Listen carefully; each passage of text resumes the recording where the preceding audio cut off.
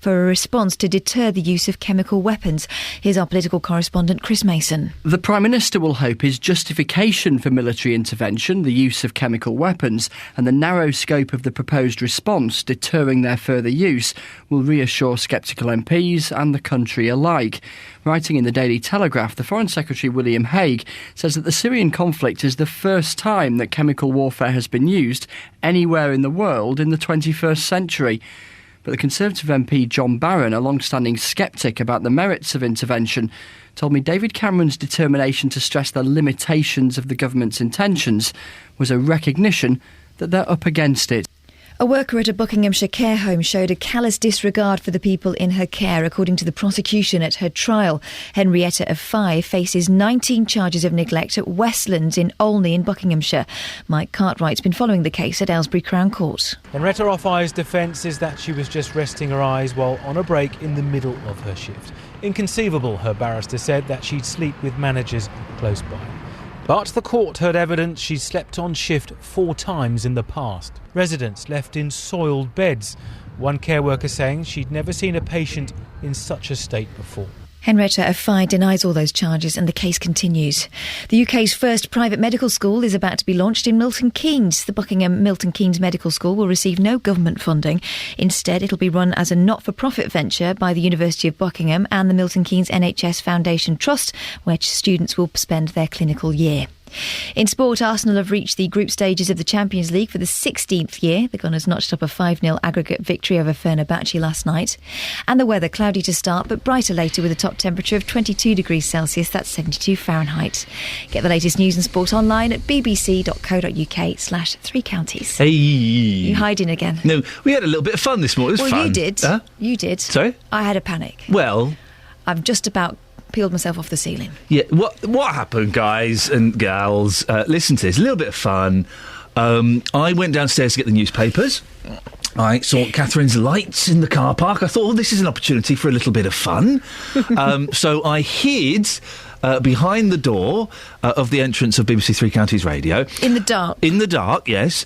I was there for about 4 minutes. It got to the point where I was thinking, maybe I should just go and never mention this to anyone. Then I heard the footsteps, the delicate, light lady footsteps of Catherine Boyle stamping, gently walking towards the door. I thought, this is it, this is my moment. And you came in and I said boo, and you actually started crying a little bit. I did quiver. Now I know what would happen if my worst nightmare came true. You wouldn't handle it as well as you thought you would? No, I thought I would be like Wonder Woman. Instead, I was like a small, quivering baby. There was a little bit of wee on the floor. Was that yours? I think it might have been.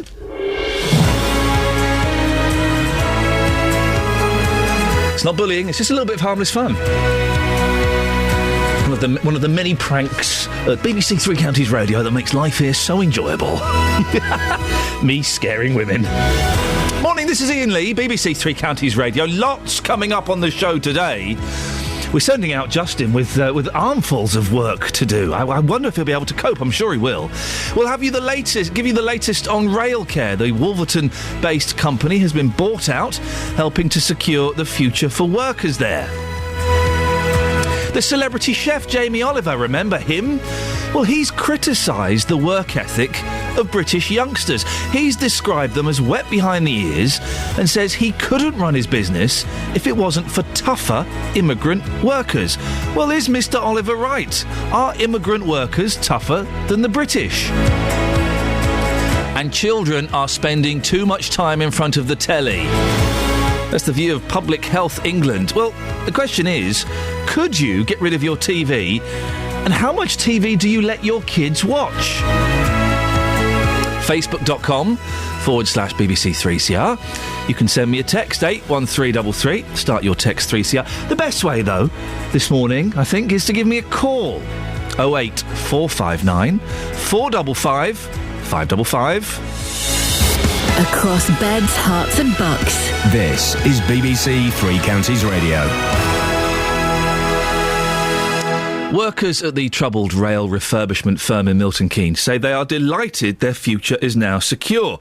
German company Knorr-Bremse announced yesterday it was buying Railcare, securing more than 200 jobs at the firm's 2 sites in Wolverton and Glasgow. Knorr-Bremse will now pay the salaries of the employees who hadn't been paid since they went into administration. Well, these workers spoke to our reporter Sophie Solaria and told her how they felt after they'd heard the news. I'm really relieved. It's sort of like give us some confidence now going forward. Not knowing what the future's going to be was quite worrying, really, for my family and myself. But today seems to be really good confidence-boosting news for us.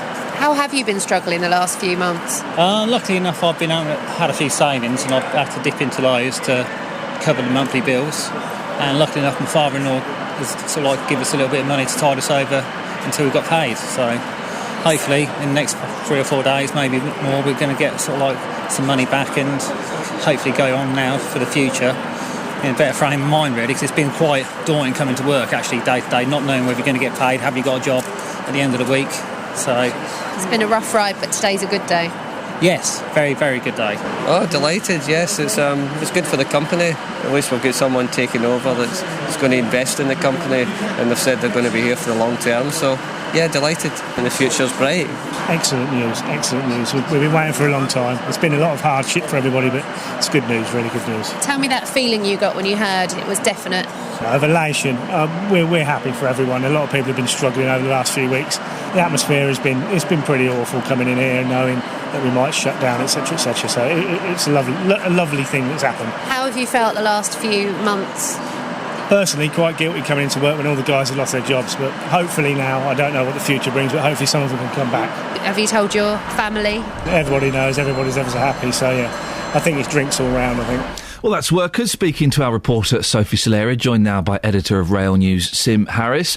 Morning, Sim. This is good news, isn't it? Morning, Ian. It's a remarkable turnaround after the developments at the end of July. We had just put our August edition of Rail News to press, and we'd said that Knorr-Bremse were poised to take over, and then on the last day of July, in the evening, as I gather, the talks broke down, and then we had all the problems which followed with, as you've said, workers not being paid, and indeed real uncertainty as to whether the depots at Wolverton and Springburn in Glasgow would continue in business. What does this mean? Obviously not just for the workers at Wolverton and Glasgow, but for rail maintenance in general in the UK. Well, what was puzzling about this to me, although plainly I didn't have inside information about their finances, was that actually the market that Railcare is in is quite a buoyant one. What they do is they rebuild and refurbish existing trains. So they're not building new carriages. What they are doing is taking in rolling stock that might be 15, 20 or 25 years old and, if you like, cheering it up. It's called a midlife refurbishment, and the work can be quite extensive, you know, ripping out all the seats, rebuilding the interiors, putting in new equipment. It's halfway to building new trains in some ways, and it was odd because there's plenty of that work around. They'd just finished a major project to rebuild, refurbish all the trains on the Heathrow Express service from Paddington, and I had just seen some of those. I'd been invited to see them, and what a very good job they had done. They're doing some work for Greater Anglia, the operator out of Liverpool Street, including rebuilding all their intercity coaches, which are fairly venerable. They date back to the 1980s, and they're doing those, and it was really odd why Railcare couldn't carry on, because, as I say, there's plenty of this work about. Good news for the people who are still in employment there. I would assume that the 130-odd workers that lost their jobs at Wolverton won't get their jobs back. Well, we don't know exactly what's going to happen. It's, as far as I can tell, the total job losses at Railcare are rather more than that, sadly, as we stand, because there were about 500 workers at the 2 sites. That includes the one in Glasgow as well as the one at Wolverton. And the statement from the administrators yesterday said that 202 skilled jobs had been secured, which sounds to me as if nearly 300 have gone altogether. But that's subject to confirmation. And also, somebody did imply just now in your interviews that maybe some of those will come back as the work comes in. Let's hope so. It's slightly sad, Sim, that it's taken a foreign company to come in and save this. Well, Knorr-Bremse have got quite a presence in this country already, and the whole railway market is very international now. It's probably a bit late to start putting up the drawbridge and saying, oh, well, it's not British, and humping about it, because we, in turn, have a good deal of presence in other countries. I don't know whether you know it, but companies like First Group, the people who run First Capital Connect from Bedford to London, run a great many school buses in the United States. National Express, who are familiar for their white coaches, but also run the trains from Fenchurch Street in London down to Southend and Shoebury Ness. They have just gained 2 rail franchises in Germany. So everyone's at it in each other's countries, as it were, so I'm much less bothered about that. What is the important news is that Railcare is back in business, and there are people in Milton Keynes this morning going to work to get to work on those trains. Well, isn't it nice and unusual to start the show with a bit of good news, Sim? It's a great pleasure to start the show with a bit of good news, and what is remarkable is the roller coaster drama we've had since the 31st of July, when it all seemed to be the end of the line, if I may say so, and now here we are with Railcare still in business in Wolverton. As you say, it's good news, a nice story with which to move into the autumn, wouldn't you say? I would definitely agree. Sim Harris, always a pleasure, editor of Rail News, and it is good news. I'm going to play a Linda Ronstadt song. I'm a big fan of Linda Ronstadt. She's not very well. She can't sing anymore. Such sad news. Hey, listen, kids, if you want to go and hear a good song, we haven't got it on here, otherwise I'd play it. Go to YouTube, type in Linda Ronstadt, different drum. Man, that's a song. Oh, it's a song. But she's got Parkinson's, so she can't sing anymore. She's only 66. Let's have a little bit of Linda Ronstadt and Aaron Neville, shall we? Yes. Look at this face. I know the years are showing. Look at this life. I still don't know where it's going. I don't know much, but I know I love you. And that may be all I need to know. Look at these eyes, they've never seen what matters. Look at these dreams, so big and so better. I don't know much, but I know I love you. And that may be all I need to know. So many questions still left unanswered. So much I've never broken through. And when I feel you near me, sometimes I see so clearly the only truth I've ever known is me and you.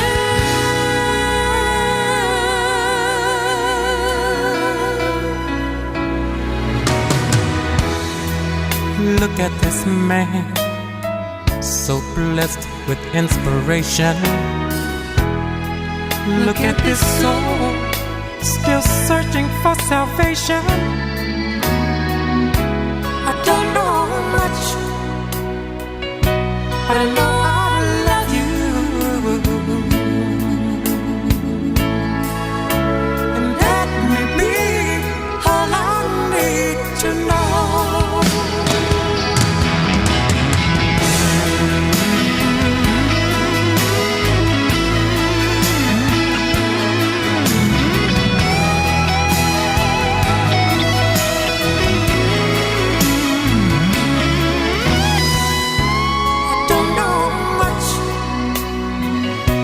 But I know I love you.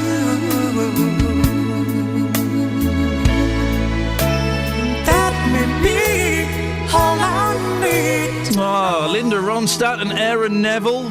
She's got Parkinson's. She's 66 and she can't sing anymore. Very sad. But I know I love you.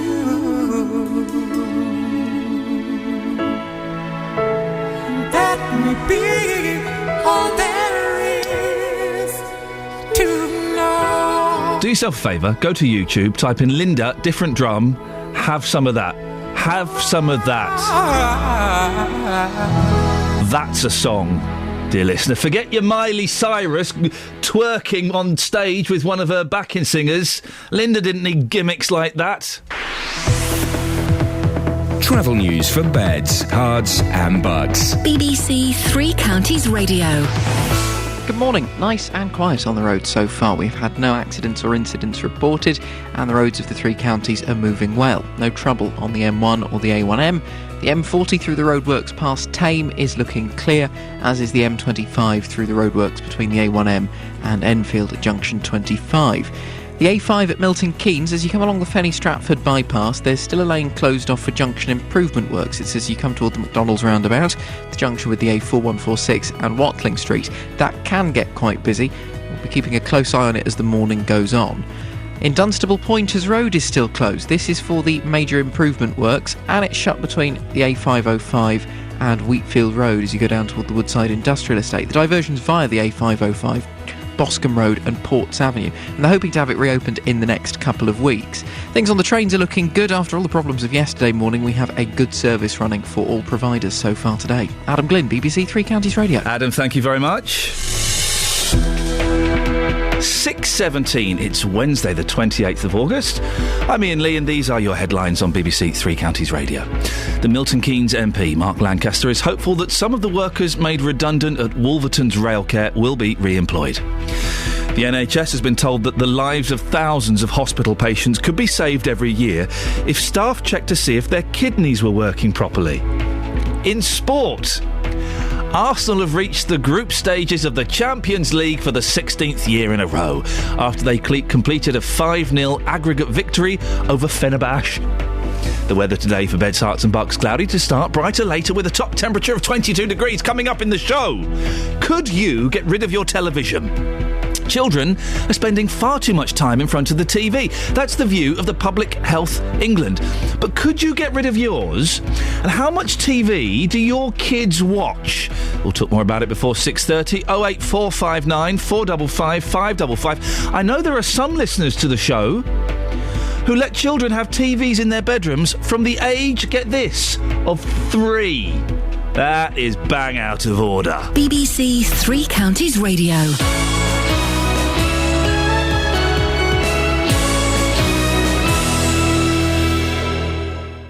Inside Out is back, investigating the stories that matter to us in the East. We'll be asking the tough questions, uncovering local issues, and revealing untold stories closer to home. Inside Out East returns, starting Monday, 7:30 on BBC One.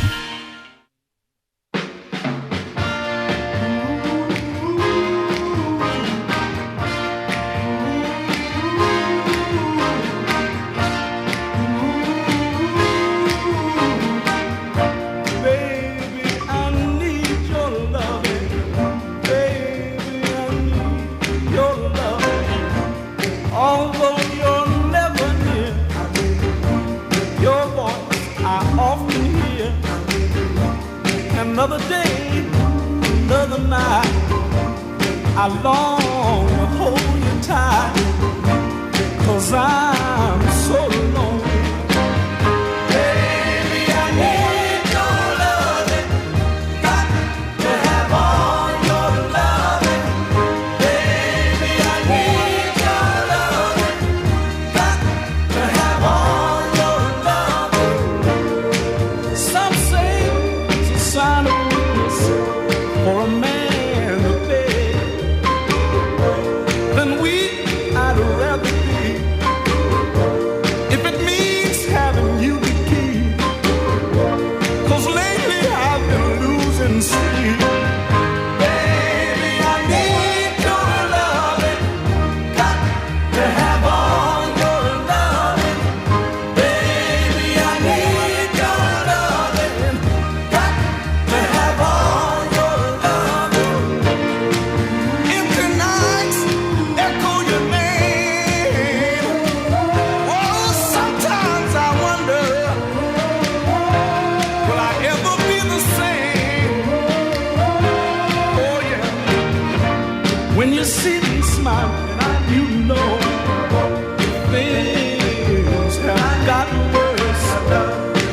smile you might see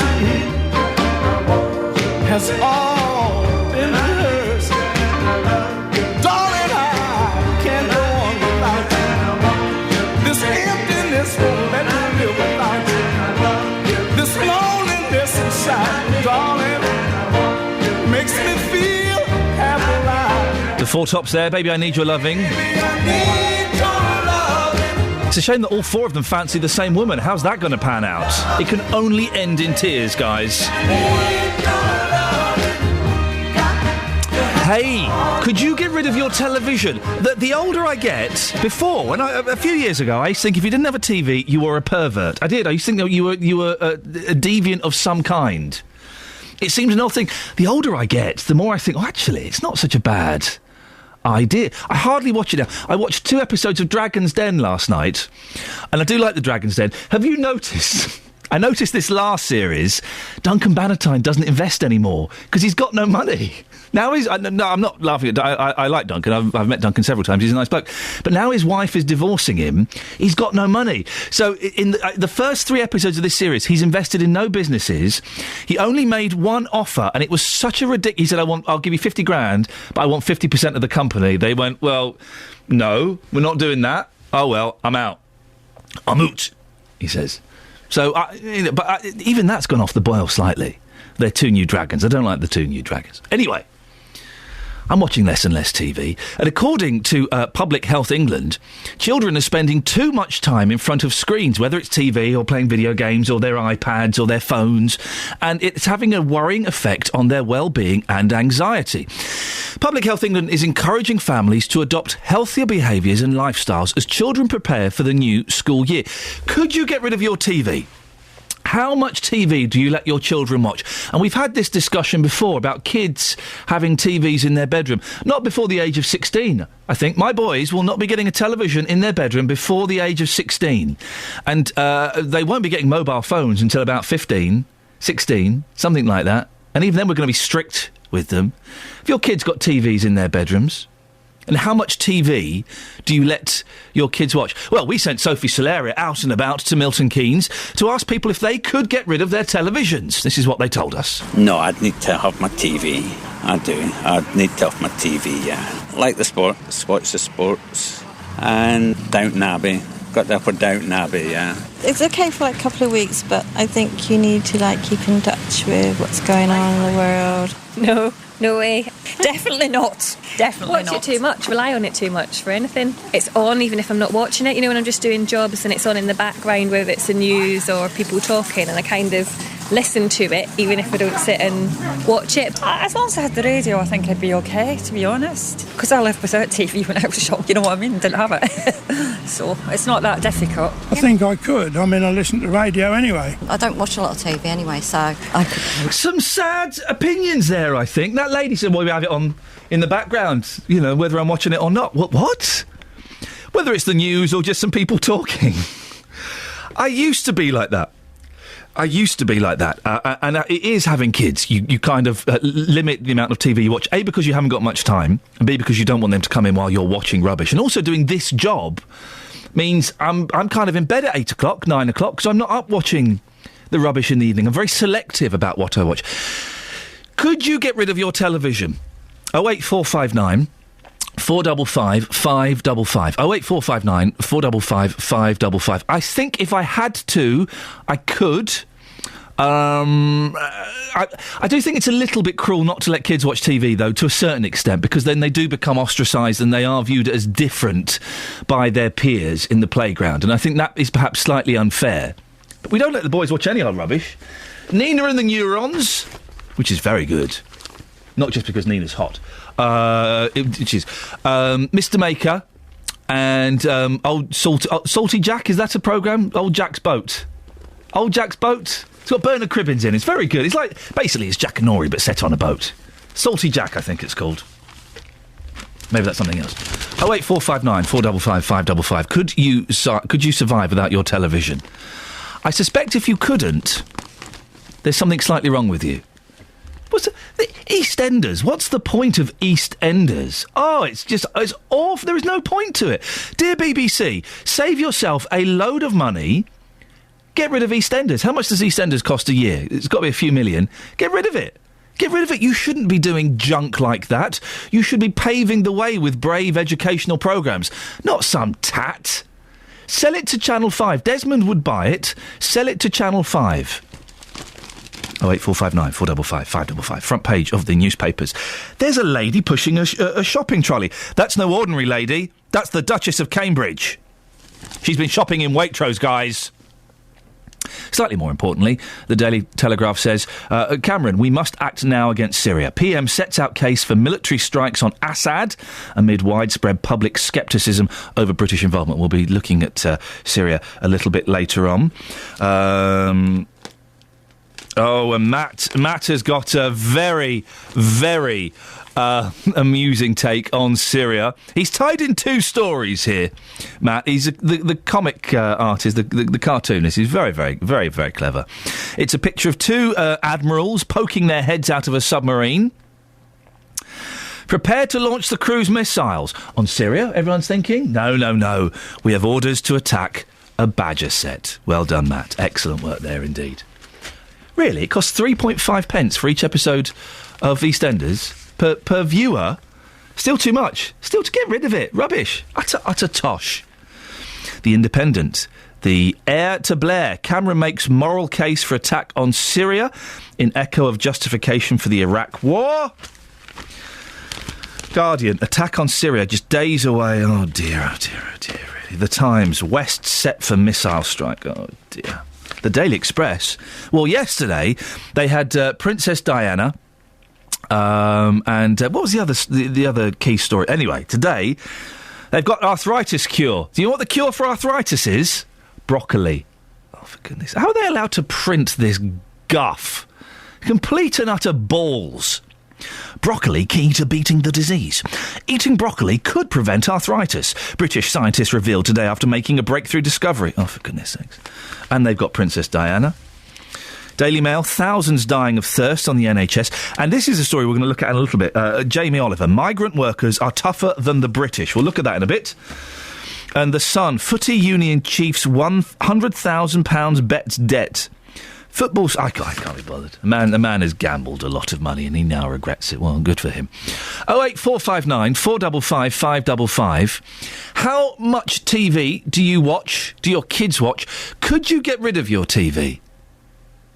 If you couldn't, I think there's something vaguely sad about that we're so dependent on our television for entertainment and information, when most of it is utter balls. It is, it's rubbish. 08459 455 555. 6:29, BBC Three Counties Radio. Let's get the travel news now. Here's Adam. Travel news for beds, cards and bugs. BBC Three Counties Radio. Still moving well on the motorways this morning. No trouble on the M25 in the roadworks section. Just having a look at the cameras actually right now, and it's all totally clear. And we're running pretty well on the M1 and the A1M so far this morning as well. Near the Hatfield Tunnel, it's looking good. A little bit of fog lingering this morning. It's looking a little bit dense in places, drifting across the M1. So visibility not 100%, driving conditions not perfect, but everybody seems to be driving very sensibly and no trouble has been reported in. Now, in High Wycombe there are a couple of problems. Hewenden Road, the A4128, this is closed for roadworks from Coates Lane to Valley Road. While the Amersham Road, the A404, has some temporary traffic lights up. They're doing gas main work at Hamilton Road, but they're hoping to have that work finished by tomorrow. Trains and tubes are running well. Adam Glynn, BBC Three Counties Radio. Thank you, Adam. It's 6:30, News and Sport now. Here's Catherine Boyle. Across beds, hearts and bugs. This is BBC Three Counties Radio.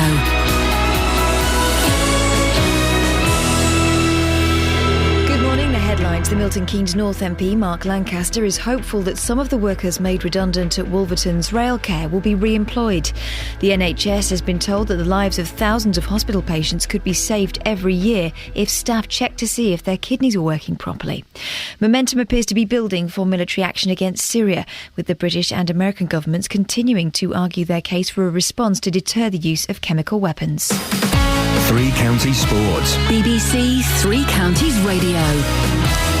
Arsenal have reached the group stages of the Champions League for the 16th year in a row after they completed a 5-0 aggregate victory over Fenerbahce. The Gunners won their second leg 2-0 last night with Aaron Ramsey scoring both goals. Arsene Wenger's delighted to have led his side into the group stages once again. Of course, it's an achievement because if you look at the clubs in Europe who have done it, there are only 3 clubs who have done it in the whole Europe. I hear a lot that it's not enough, and I agree with that. But still, it shows that we have been remarkably consistent. But our ambition is much higher than that, and I take that on board from everybody. It's a very different picture for the MK Dons. They were knocked out of the League Cup last night as they lost 4-2 at Sunderland.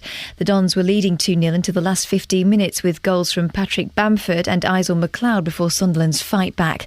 Nevertheless, Dons manager Carl Robinson was proud of his side. So my younger players tonight and my older players, I thought they showed what a unique style that we've got, and a very attractive style. I thought our ball retention was brilliant, but not just that, we play with an energy and a consistency that created chances. Watford are in action in the Capital One Cup tonight. Bournemouth are the visitors to Vicarage Road, with the Hornets set to make changes to the team, which drew against Nottingham Forest on Sunday. And also in the Capital One Cup, Stevenage are at Premier League side Everton tonight. Borough midfielder James Dunn says they can cause an upset. Yeah, no, obviously it is a big game against the Premiership, but we're not going to go there and think the Premiership, we're going to go there and we're going to go there for the win. Cup games are different. They might, if we get in their faces, they won't like it. So we're definitely going there for the win. We're not going for anything else. And that's your latest news and sport. I'll be back with more at 7 o'clock. I'm going to take a caller, Catherine. Right. And then I'm going to play a Bee Gees song. Yes. It's a brilliant song. I've got to get a message to you. I like that one. It's a good one. It's about a bloke who's going to be hung. Yeah. But he wants to tell his girlfriend that he still loves her, despite the fact he's going to be hung. Hanged. So while I'm playing that, I want you to just imagine... I want you to just imagine the front cover of that Bee Gees book that I've lent you, OK? Oh, particularly that special portion. Call 08459 455 555. BBC Three Counties Radio. Very naughty, but there is a cracking new Bee Gees biography out. It's brilliant. It really is a good read. Go and look at the front cover. Those trousers are very, very tight. Very, very tight.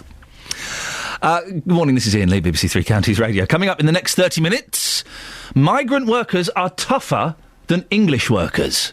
Sure you want to have your say in that. Also, Martin Luther King. He won't be on, obviously, but we'll be talking about his speech. 08459 455 555. But we were talking about how Public Health England want children to watch less TV. I was asking, could you get rid of your television? Mark in Bletchley, you got rid of your television. Good morning, Ian. Good morning, Mark. I did, yeah. When did you get rid of it and why? Well, early part of 2009, I got this massive, great Cafe Ray Tube, television, so it's the real old type. Yeah. And right up until the middle of the year, I didn't put it on. I just, because I was in a job at the dim and distant past, I just didn't watch it. I was too tired to watch it, and I lost interest in it. And then I thought, you've not put it on for 6 months, so I thought, well, I'll get rid of it. So I did. I kept my licence up for a couple of years, just in case I got one back. You kept your licence up even though you didn't have a television? Yeah, well, just in case. You silly sausage. But no, I just decided, I thought, that's it. I listen, you know me, I listen to local radio a lot, Ian, but no, I lived without it. Do you not feel, though, Mark, that you've missed out on things? You've missed out on Celebrity Big Brother, which is brilliant, The Walking Dead about zombies, the Olympics. Yeah, well, I was saying to Ollie, the biggest problem is actually I am now out of touch with a lot of things. If somebody says, like you mentioned those two Dragons Den people, and anybody appears on the telly, this is a new woman on telly and all this, and I'd have to Google them on the internet to find out what they look like now. Right. I do feel you go into a conversation and there's 4 people sitting around the table and they'll talk about Big Brother. Did you see that on Big Brother, or did you see so-and-so? And it's the only time that I'll actually sit there and, sorry, I can't concentrate. But maybe that, in some respects, that's a little bit sad, Mark, that so much of our conversation is artificially generated. It is about television. Well, it's just general. It is sort of, that's what I mean. It's all those Olympics came, they went from the guy that jumped from the into the arena to the closing ceremony. The only bit of the Olympics I see was at the Cutty Sark and. So you saw it? You saw it real? You went and saw it and experienced it? No, I saw the torch. Oh. The only part of there you go. was the torch. Mark, very quickly, would you be tempted to get a television back? No, I can live without it now. There we go. Even Doctor Who. I used to like Doctor Who. Oh, it's rubbish now. You're missing nothing there, Mark. Thank you very much. Mark in Bletchley. Nick says, I haven't had a TV for 4 years. What happened 4 years ago that meant Mark and Nick both got rid of their TVs?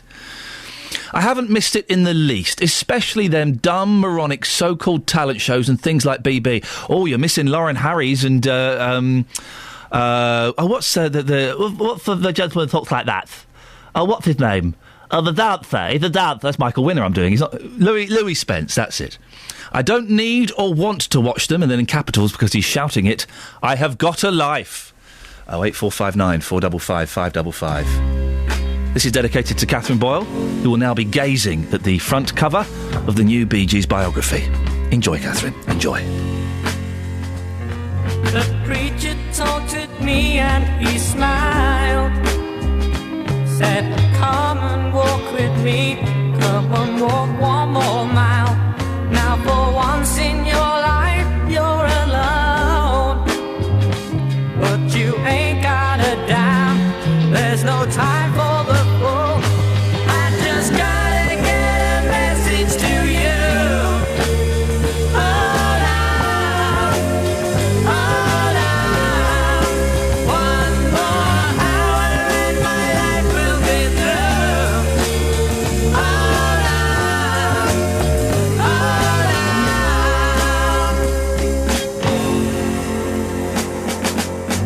I told him I'm in no hurry, but if I broke her heart, then won't you tell her I'm sorry?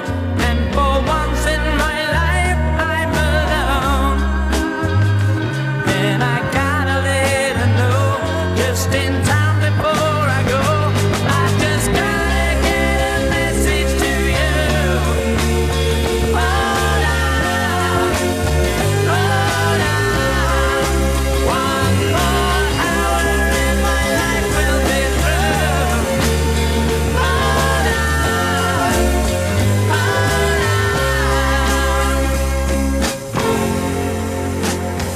well, I laughed, but that didn't hurt.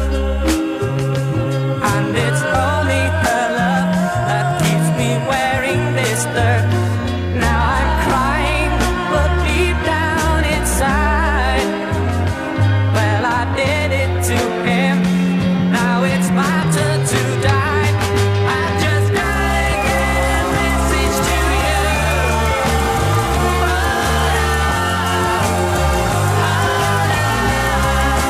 One more hour and my life will be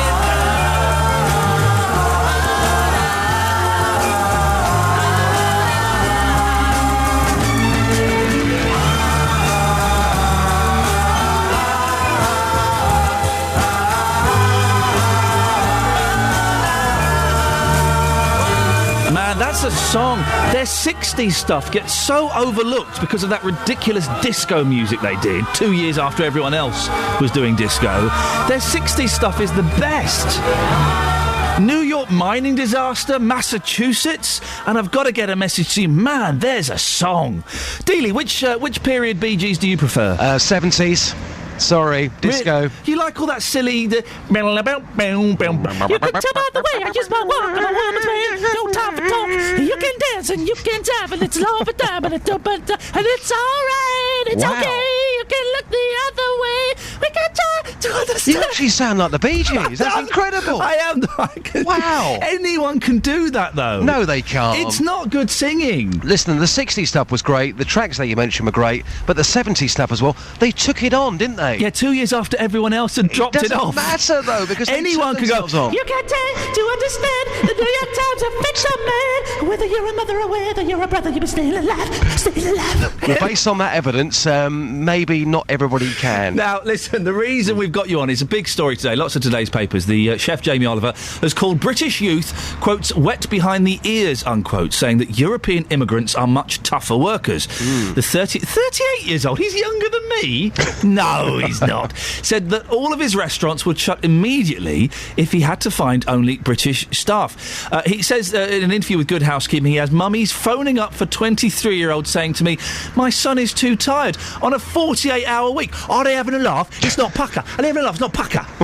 He says our immigrant workers are much stronger and much tougher. I've heard this before from local businesses as well, Justin. People saying, I remember we talked ages ago about a scheme where young people were being encouraged to come in for work experience, and the English workers sometimes wouldn't turn up or would disappear after a day. The migrant workers would come in, do it, and go home and you know, be happy to be working hard. I think it's because migrant workers are quite simply desperate for the work, aren't they? If you look at workers in this country, there are other options available to them. Migrant workers, I think it could be stereotypical, but the idea we've got is they work a lot longer and they work harder. So what I've done this morning, I've been talking to migrant workers who are working in Lewisham, and I've been asking them whether they agree with Jamie Oliver's views, and this is what they had to say. I think the same, yeah. I think migrant workers work more than the British people, yeah. Why do you think that is? Because they have all those facilities and we don't have. They know if they don't they know if they won't work, then they will get, you know, council benefits and all these things. But we know we have to work for our bread and breakfast. So that's the basic logic behind that. What I think is.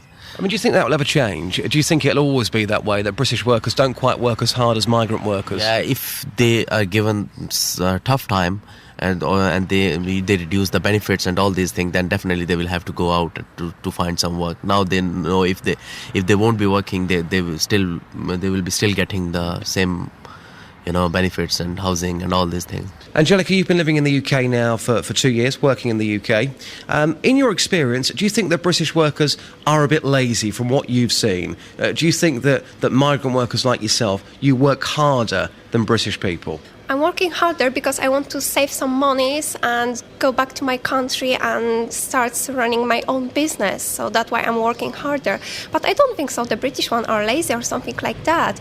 They need to pay their mortgage or the bills as well. So they work as hard as they can. I think so. I hope so. But certainly in the last 2 years, you haven't thought to yourself, British people, they're really, really lazy. You haven't been phoning home saying, I'm working really hard, they've got it easy and they get away with it. You certainly haven't seen that in your experience of the last 2 years here. In the previous work, I was working with a British lady. Oh, she's really nice. And she's just before her retire, and she's working really hard. So I confirm that the British can working hard as well.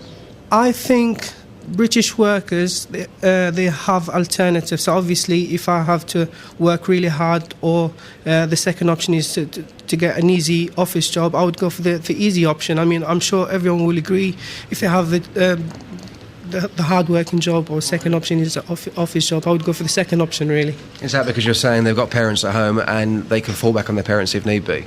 Yes, they don't need to work hard. Because, you know, there's always alternative, there's always support from parents, people around, maybe the government. Justin, thank you very much. Justin Dealey there speaking to migrant workers. Well, what do you think? Migrant workers are tougher than British workers. Jamie Oliver saying that. His restaurants would shut immediately if he only had to find British staff.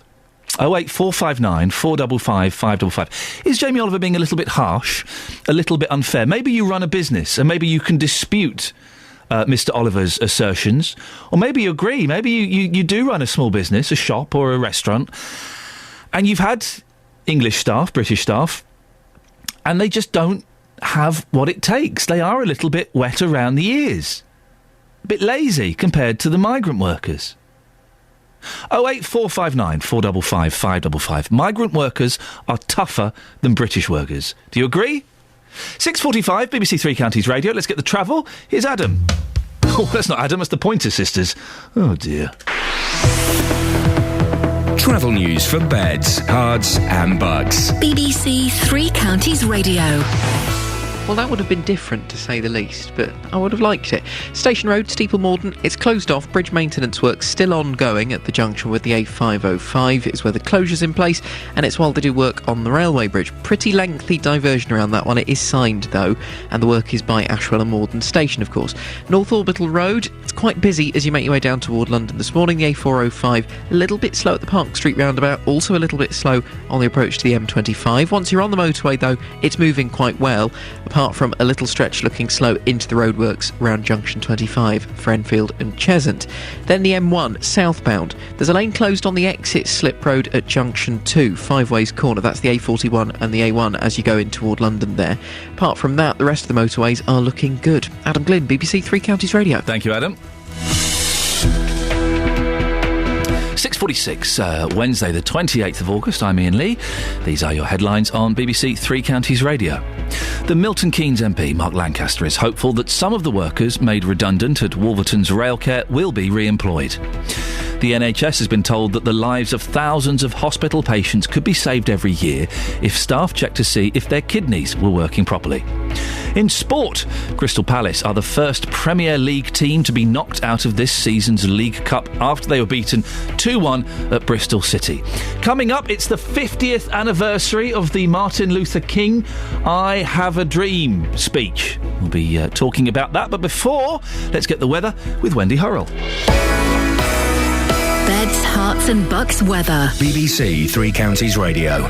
Good morning. Bit of a foggy start out there in places, so go carefully for the next couple of hours before it starts to lift and clear away. It's also been a bit of a nippy night in a few places too. Temperature at Luton at the moment 12 degrees Celsius. So it is going to slowly get going the day. We will have some sunshine breaking through, but I think the most persistent foggy spots will have to wait until maybe 9 or 10 o'clock this morning before it does clear away properly. For us all, though, it will be a generally sunny afternoon, and there will be temperatures up to around 22 or 23 degrees Celsius. A fine evening follows on, and overnight once again a lot of clear sky and light winds, and so we may have one or two further mist or fog patches developing, but it probably won't be quite as widespread. And we start the day tomorrow with a temperature generally around 11 or 12 degrees at the lower end, and we will have some sunshine to look forward to first thing tomorrow as well. But by the end of the day, a little bit more cloud in the sky from a weak weather front crossing through. Temperatures still in the low 20s tomorrow, so perfectly pleasant into the afternoon despite a bit more cloud. Now that should clear through for a sunny start to Friday as well, with temperatures reaching 22, 23 degrees Celsius. But once again, there will be more cloud towards the end of the day and a little bit of light rain overnight into the weekend. But fear not, the weekend is looking lovely. A little bit fresher perhaps, 19 or 20 degrees Celsius, but there will be plenty of sunshine to enjoy. That's how it's looking for now. Thank you very much. 5 days, 9 matches, and one place to hear them all. The football marathon concludes tonight here on BBC Three Counties Radio. And Murray scores with a fine first-time finish. There are 2 more games from the League Cup second round. Watford host Bournemouth at Vicarage Road, and Stevenage travel to Everton from the Premier League. Low ball in, it's turned in! See how our teams fare in Three Counties Sport. Tonight from 7 on BBC Three Counties Radio.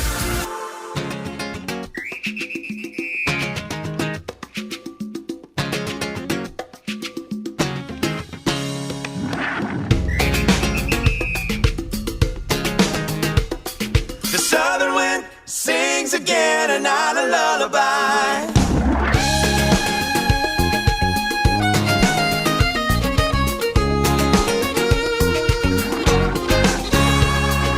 Baby powder beach under my feet has got me rolling, and the breeze through crackling leaves like a daytime campfire burn. And the ship is off to sea, and the wicked is a churn. As the southern wind sings again a night lullaby. You could jump right in, let the music pull you in. You could jump right in, or lose yourself again. As the southern wind sings again a night lullaby.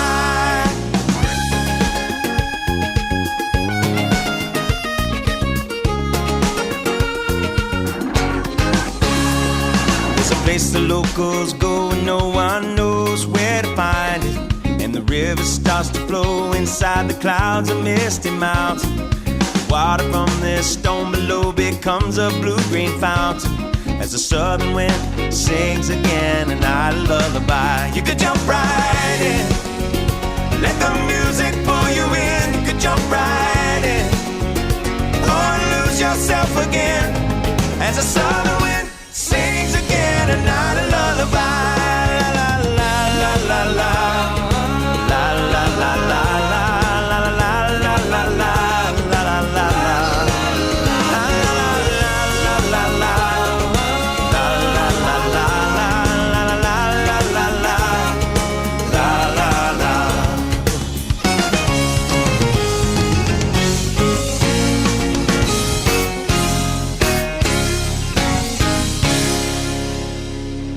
You can find me where the music meets the ocean. If you get the notion, stop on by and play a while. Simple tune to get your love light glowing. Keep your heart wide open, disappear just like the tide, let it roll on by. And jump right in, let the music pull you in. You can jump right in, or lose yourself again as the southern wind sings again a night a lullaby. Southern wind sings again a night a lullaby.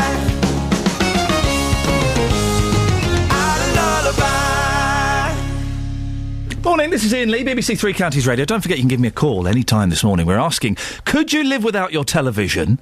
I suspect, sadly, most of us would struggle to do that. It's such an integral part of our lives. Most of our conversations are about what we saw on TV. We don't talk about what we've done, our experiences, our life, our loves, our passions. 08459 455 555, and also keen to get your views. I thought when we mentioned that Jamie Oliver said that migrant workers were tougher than British workers, that loads of you would phone up and defend British workers. But you haven't, which makes me think you must probably agree with Jamie Oliver then. Have I got that right? That you're agreeing that migrant workers are tougher than British workers? Really? I can see some logic behind it. I've told you before how I got work done on my previous house with Polish workers because they were cheaper and they worked harder. They did a cracking job as well. What do you think? Migrant workers, are they tougher than British workers? 08459 455 555 is the telephone number if you want to give us a call. You can also go to facebook.com/BBC 3CR, or you can send me a text 81333. Start your text 3CR. We've heard it from lots of businesses before on this show that migrant workers are keener. I've not heard the word tougher necessarily, but certainly keener and more prepared to work and put in the effort that's required to work. What do you think? What's your experience? Maybe you are a British worker, or you're a British person looking for a job and struggling because maybe in your opinion, migrant workers are nicking your jobs. Give me a call, 08459 455 555 is the telephone number. You can send me a text as well, 81333. Start your text 3CR.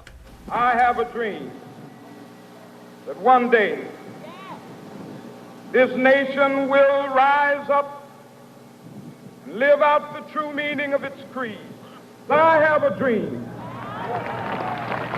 that my poor little children will one day live in a nation where they will not be judged by the color of their skin, but by the content of their character. I have a dream today. Martin Luther King. We're playing that simply to tip our hat to the fact that it's 50 years ago today that Dr. Martin Luther King delivered what has become a defining speech of the American civil rights movement. Over 250,000 people squeezed into every inch of space at the steps of the Lincoln Memorial in Washington, D.C.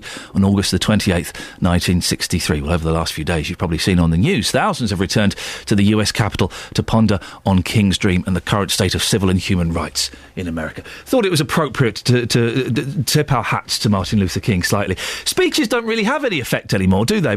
Can you think of the last time a speech really inspired people and made a difference? I can't think of any speech Producer Tara, you're about to type something. Don't type something. Come and tell me. What you obviously have a speech in mind. You can move that. Your mic's turned off. Don't worry. There we go. You're on now. Go on. Well, I think I was quite inspired by Boris Johnson when he was talking about the success of the Olympics. I know it sounds really a bit weird now, but he was so sort of rabble-rousing that it was like, yeah go Boris, go, yeah, but what just go. But what did he say? I mean, he's always rabble-rousing. Even when he's hosting Have I Got News For You, he's rabble-rousing, isn't he? He does it so well. I think when he speaks sometimes, you kind of think, yeah, you're not like a normal politician, and sometimes that's why he's so good at what he does, because he speaks in a way that is not expected from somebody in his position. So his speech, what, made you feel proud to be British? Made you feel we'd achieved something? Right there. Oh, for goodness sakes, you surprise me sometimes. Let's surprise myself. Let's throw that out there, shall we? When was the last time you heard a speech by a politician or by anybody, really, that made you feel something? Speeches nowadays, they're all written by teams of people. They're all read on auto cues. Oh, you know those glass things when politicians give speeches? They're kind of either side of them. There are glass squares. They're reading the speech off of those squares, dear listener. They can see the words on the other side. Yeah, I know. I've used them. They're weird. When was the last time a speech enthused you? 08459 455 555. Jamie Oliver has said migrant workers are tougher than British workers. Ian's on the line. Morning, Ian. Morning, Ian. How you doing? I'm good, thank you. Do you agree with Jamie Oliver? Migrant workers are tougher than British workers? No, of course they're not. They're just easier to push around. They'll work for less money and they'll make Jamie Oliver more money. But what do you mean by they're easier to push around? Because they're easier to... they'll work for minimum wage, they'll work long hours, they won't they'll just say yes, sir, and work long hours, get the money at a minimum wage and send it back to where they've come from. But hang on, isn't working long and doing as your boss says and saying yes, sir, isn't that what you're supposed to do in a job? Well, it's what you're supposed to do, but working for minimum wage and working long hours, and I'm sure Jamie Oliver's exploiting these people just to make himself richer. That's why he likes these migrant workers, because people in Britain will turn around to him and tell him to get lost, basically.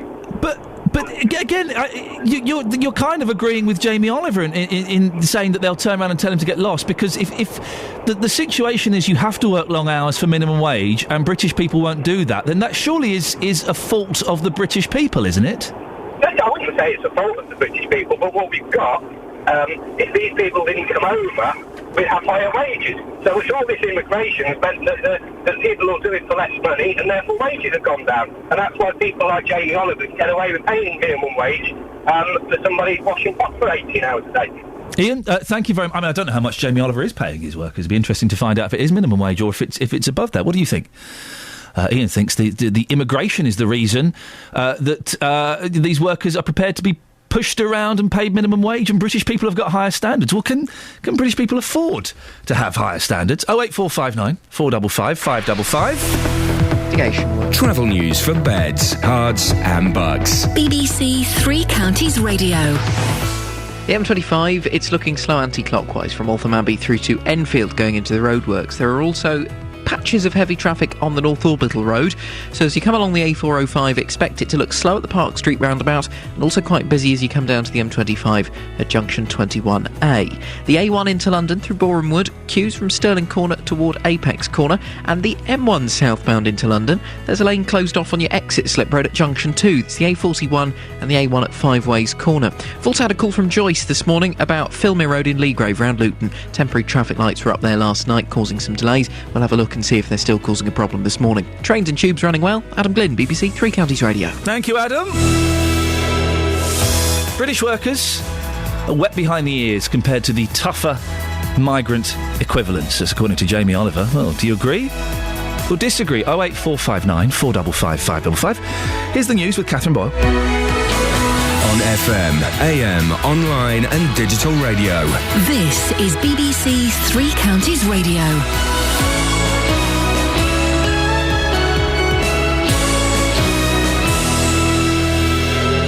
It's 7 o'clock, the headlines. Glimmer of hope for redundant railcare workers, moves towards intervention in Syria, and Buckinghamshire care worker accused of neglect. BBC Three Counties Radio. The new owners of Wolverton's Railcare say they're confident some of those made redundant will get their jobs back. More than 130 people were laid off when the rail maintenance firm went into administration. The managing director of Nor Bremser is Paul Goodfoot. We've now established a secure baseline, and then we will be growing the business, and that will create opportunities. And people that worked here before, of course, are in a strong position to come and work for the company again. NHS hospitals could save thousands of lives every year by carrying out simple checks on the kidney function of patients, according to the National Institute for Health and Care Excellence. Here's Branwen Jeffries. Around 20% of patients admitted to hospital for emergency treatment for one condition already also have impaired kidney function.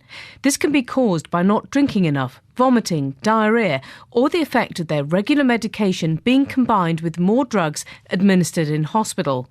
NICE says the NHS could pick up these problems by a simple, cheap blood test already available in hospitals. If kidney problems aren't diagnosed, they can rapidly become more serious.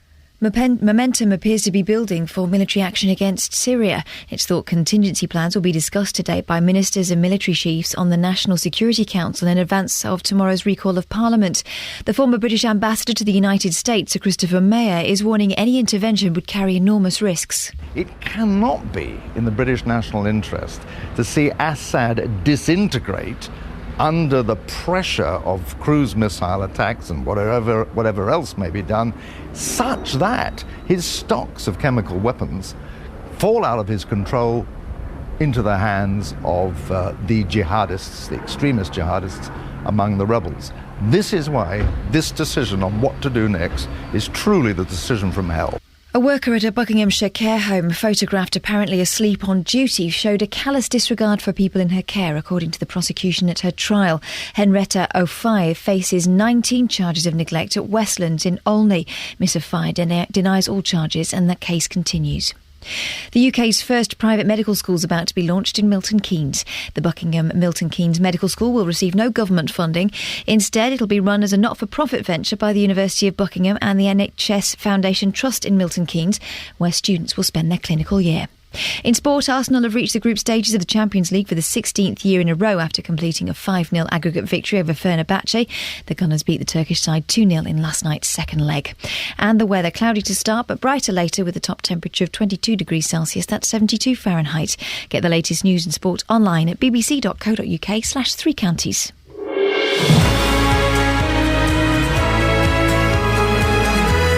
Morning, this is Iain Lee, BBC Three Counties Radio. It's almost September.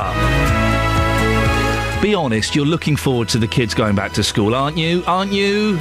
Come on. I haven't seen my boys for 4 days. I get to see them today. I'm very excited, very excited. We shall have an emotional reunion at an airport. Lots coming up between now and 8 o'clock. As always, keen to get your views on these stories. In a couple of minutes, we'll have the latest on Railcare. The Wolverton-based company has been bought out, helping to secure the future for workers there. It's a good story. The celebrity chef Jamie Oliver has criticised the work ethic of British youngsters. In an interview for Good Housekeeping, he's described them as wet behind the ears and says he couldn't run his business if it wasn't for tougher immigrant workers. Well, is Jamie Oliver right? And children are spending far too much time in front of the TV. That's the view of Public Health England. But could you get rid of your television? We've already heard from 2 people who got rid of their TVs 4 years ago. Facebook.com/BBC3CR. You can send me a text, 81333. Start your text 3CR. And you can give me a phone call, 08459 455 555. Across beds, hearts and bucks. This is BBC Three Counties Radio. Workers at the troubled rail refurbishment firm in Milton Keynes say they are delighted that their future is now secure. German company Knorr-Bremse announced yesterday it was buying Railcare, securing more than 200 jobs at the firm's 2 sites in Wolverton and Glasgow. They will now pay the salaries of the employees who hadn't been paid since they went into administration. Paul Goodfoot, Managing Director of Knorr-Bremse UK, told our reporter Sophie Solaria the plans for the future. Paul, I have to say, I've just driven up here, not very long after the announcement's been made, and already your Knorr-Bremse signs are up. We're quick off the mark, right? It's a sign for the future, I hope. Tell me what this future entails now for the people of Railcare. This is a tremendous opportunity for everybody. We believe that the market is going to grow, and combined Knorr-Bremse and Railcare, together we can realise those opportunities. So we'll be growing the business in the future. So there isn't a concern for the reasons that Railcare closed, that you would inherit these problems? I don't see that we will be focusing on problems in the future. I think we'll be looking as to what we can do with the skills and the experience that we have here and combining it with the knowledge of Knorr-Bremse and building the future. So I think the past is the past. What are you going to do next? Have you got a thing, plan? Make sure that the customers are placing orders with us, right? Make sure everybody's confident. Make sure our suppliers are confident about the future, and restore business as usual. When you announced the news to the workforce today, what was the feeling like? What reaction did you get? I would say they were very happy, jubilant, excited, and I think they feel very confident looking at Knorr-Bremse as the owner in the future. So, Paul, you've brought me to the heart of the site. What's this area? Okay, so this is a workshop, and this is where we're actually inspecting one of the vehicles. How do you feel about saving a company with 175 years of history? I think it's a great feeling, right? But it's great for the employees and it's great for the customers, because this will continue to deliver something of value. How many people work here now, and how many jobs have you saved? So, I mean, let's say there's more than 130 people based here, and their jobs are now secure. What about those people that had to be let go prior to you getting here? In the future, we hope to rebuild the business, and we will be re-employing people. We've now established a secure baseline, and then we will be growing the business, and that will create opportunities for new jobs. And people that worked here before, of course, are in a strong position to come and work for the company again. That was Paul Goodfoot, Managing Director of Knorr-Bremse UK, talking to our reporter Sophie Solaria. Well, look, I mean, Ruby's son is still working for Railcare, having having escaped the redundancies. Good morning, Ruby. Good morning. You must be delighted. Absolutely, as is my son, and I think just about everybody else there. It seemed to be a long time coming, but I suppose it wasn't really. It was a couple of weeks. Well, it's not been that long, but it's been so tense that time must have just slowed down around this for you and your family. Oh, it's been dreadful. It was the way it was handled initially, I think. But, looking to the future now, and hopefully, he's going to be there for a good few more years. So when did you find out? Did your son give you a phone call or something? He did. He called me yesterday morning to say they'd had a meeting with the new MD, and it was all looking good, basically. You've heard there Paul Goodfoot. He's sounding very optimistic, sounding very positive. What do you think about what he's had to say? Well, it sounds amazing. Let's hope that everything goes to plan. How worried... Listen, we're all protective of our boys, of course we are. How worried were you for your son when his job and his money and his future was hanging in the balance? I was very worried for him. It wouldn't have mattered if it would have been this time last year, but this year, he's got a mortgage, he's literally just moved into his own place, and, it was terrible for him. And very worrying. Well, I was going to say, how has he been, and what has he said to you about how he's been feeling the last few weeks? Oh, he's a lad, so they don't really show their feelings, but as a mum, you know that he was very stressed. I know he was. Very, very concerned. And also very upset for those that have gone, his friends that he's worked with for many years. So hopefully it would be great if they did re-employ those that want to be re-employed, definitely, because... that was absolutely dreadful, the way they were told. And Well, I know that Mark Lancaster, the MP, is hopeful that at least some of those workers who lost their jobs will get their places back, and that would be fantastic. It would be. Who do you give credit to for this, Ruby? How do you think this turned around? Well, Three Counties Radio have been covering it, haven't they, from day one? So yourself and Justin for having me on the radio initially. I think it's a combination. I think you've got to give a little bit of credit to everybody, because obviously we don't see what's going on in the background. I did try to explain this to my son yesterday, but there were MPs that were doing their very best, that the union were also doing their very best, so a combination of everything, I think. But you're right, the unions and Mark Lancaster, and at a very tiny extent us, wouldn't let this story lie, and I think that is important. It does help, it really does help. How's your boy celebrating, Ruby? Well, he did say it's my birthday this week, so I have a bottle of champagne, so I think it'll be a big celebration all round. Whose birthday, yours or his? Mine. Oh, am I allowed to ask? 54. Hey, you're a spring chicken, Ruby. That's nothing.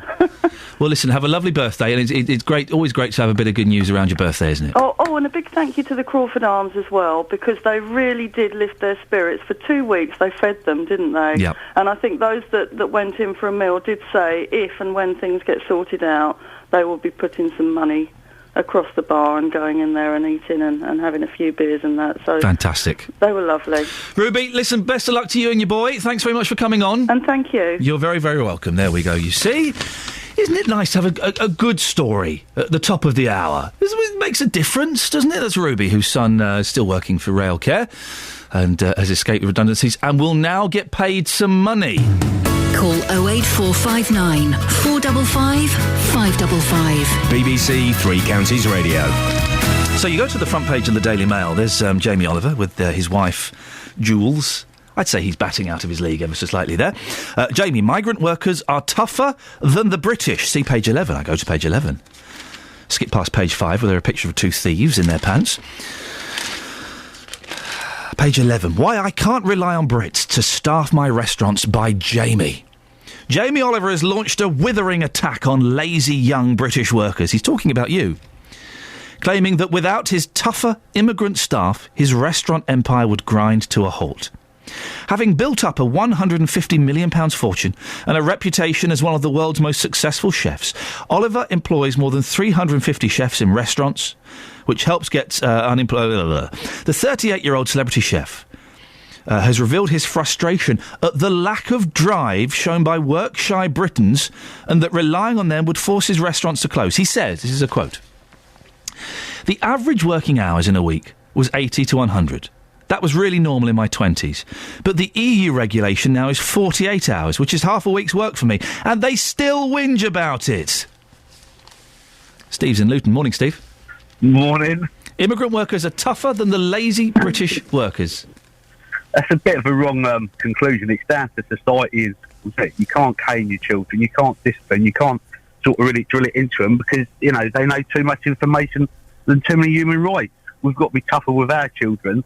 And also, with the people in Britain have been used to a standard of life for the last 20 or 30 years, and when some people come along and take the jobs and cut your wages, people get a bit naffed off about foreigners coming in. And obviously, these big companies are exploiting these foreign workers as well. You can't have it always. You can't say that someone, if I don't like a foreigner, I'm classed as racist, but it's all right for big companies to make millions and millions and exploit foreigners who don't know any better to a certain degree. Steve. And it's wrong.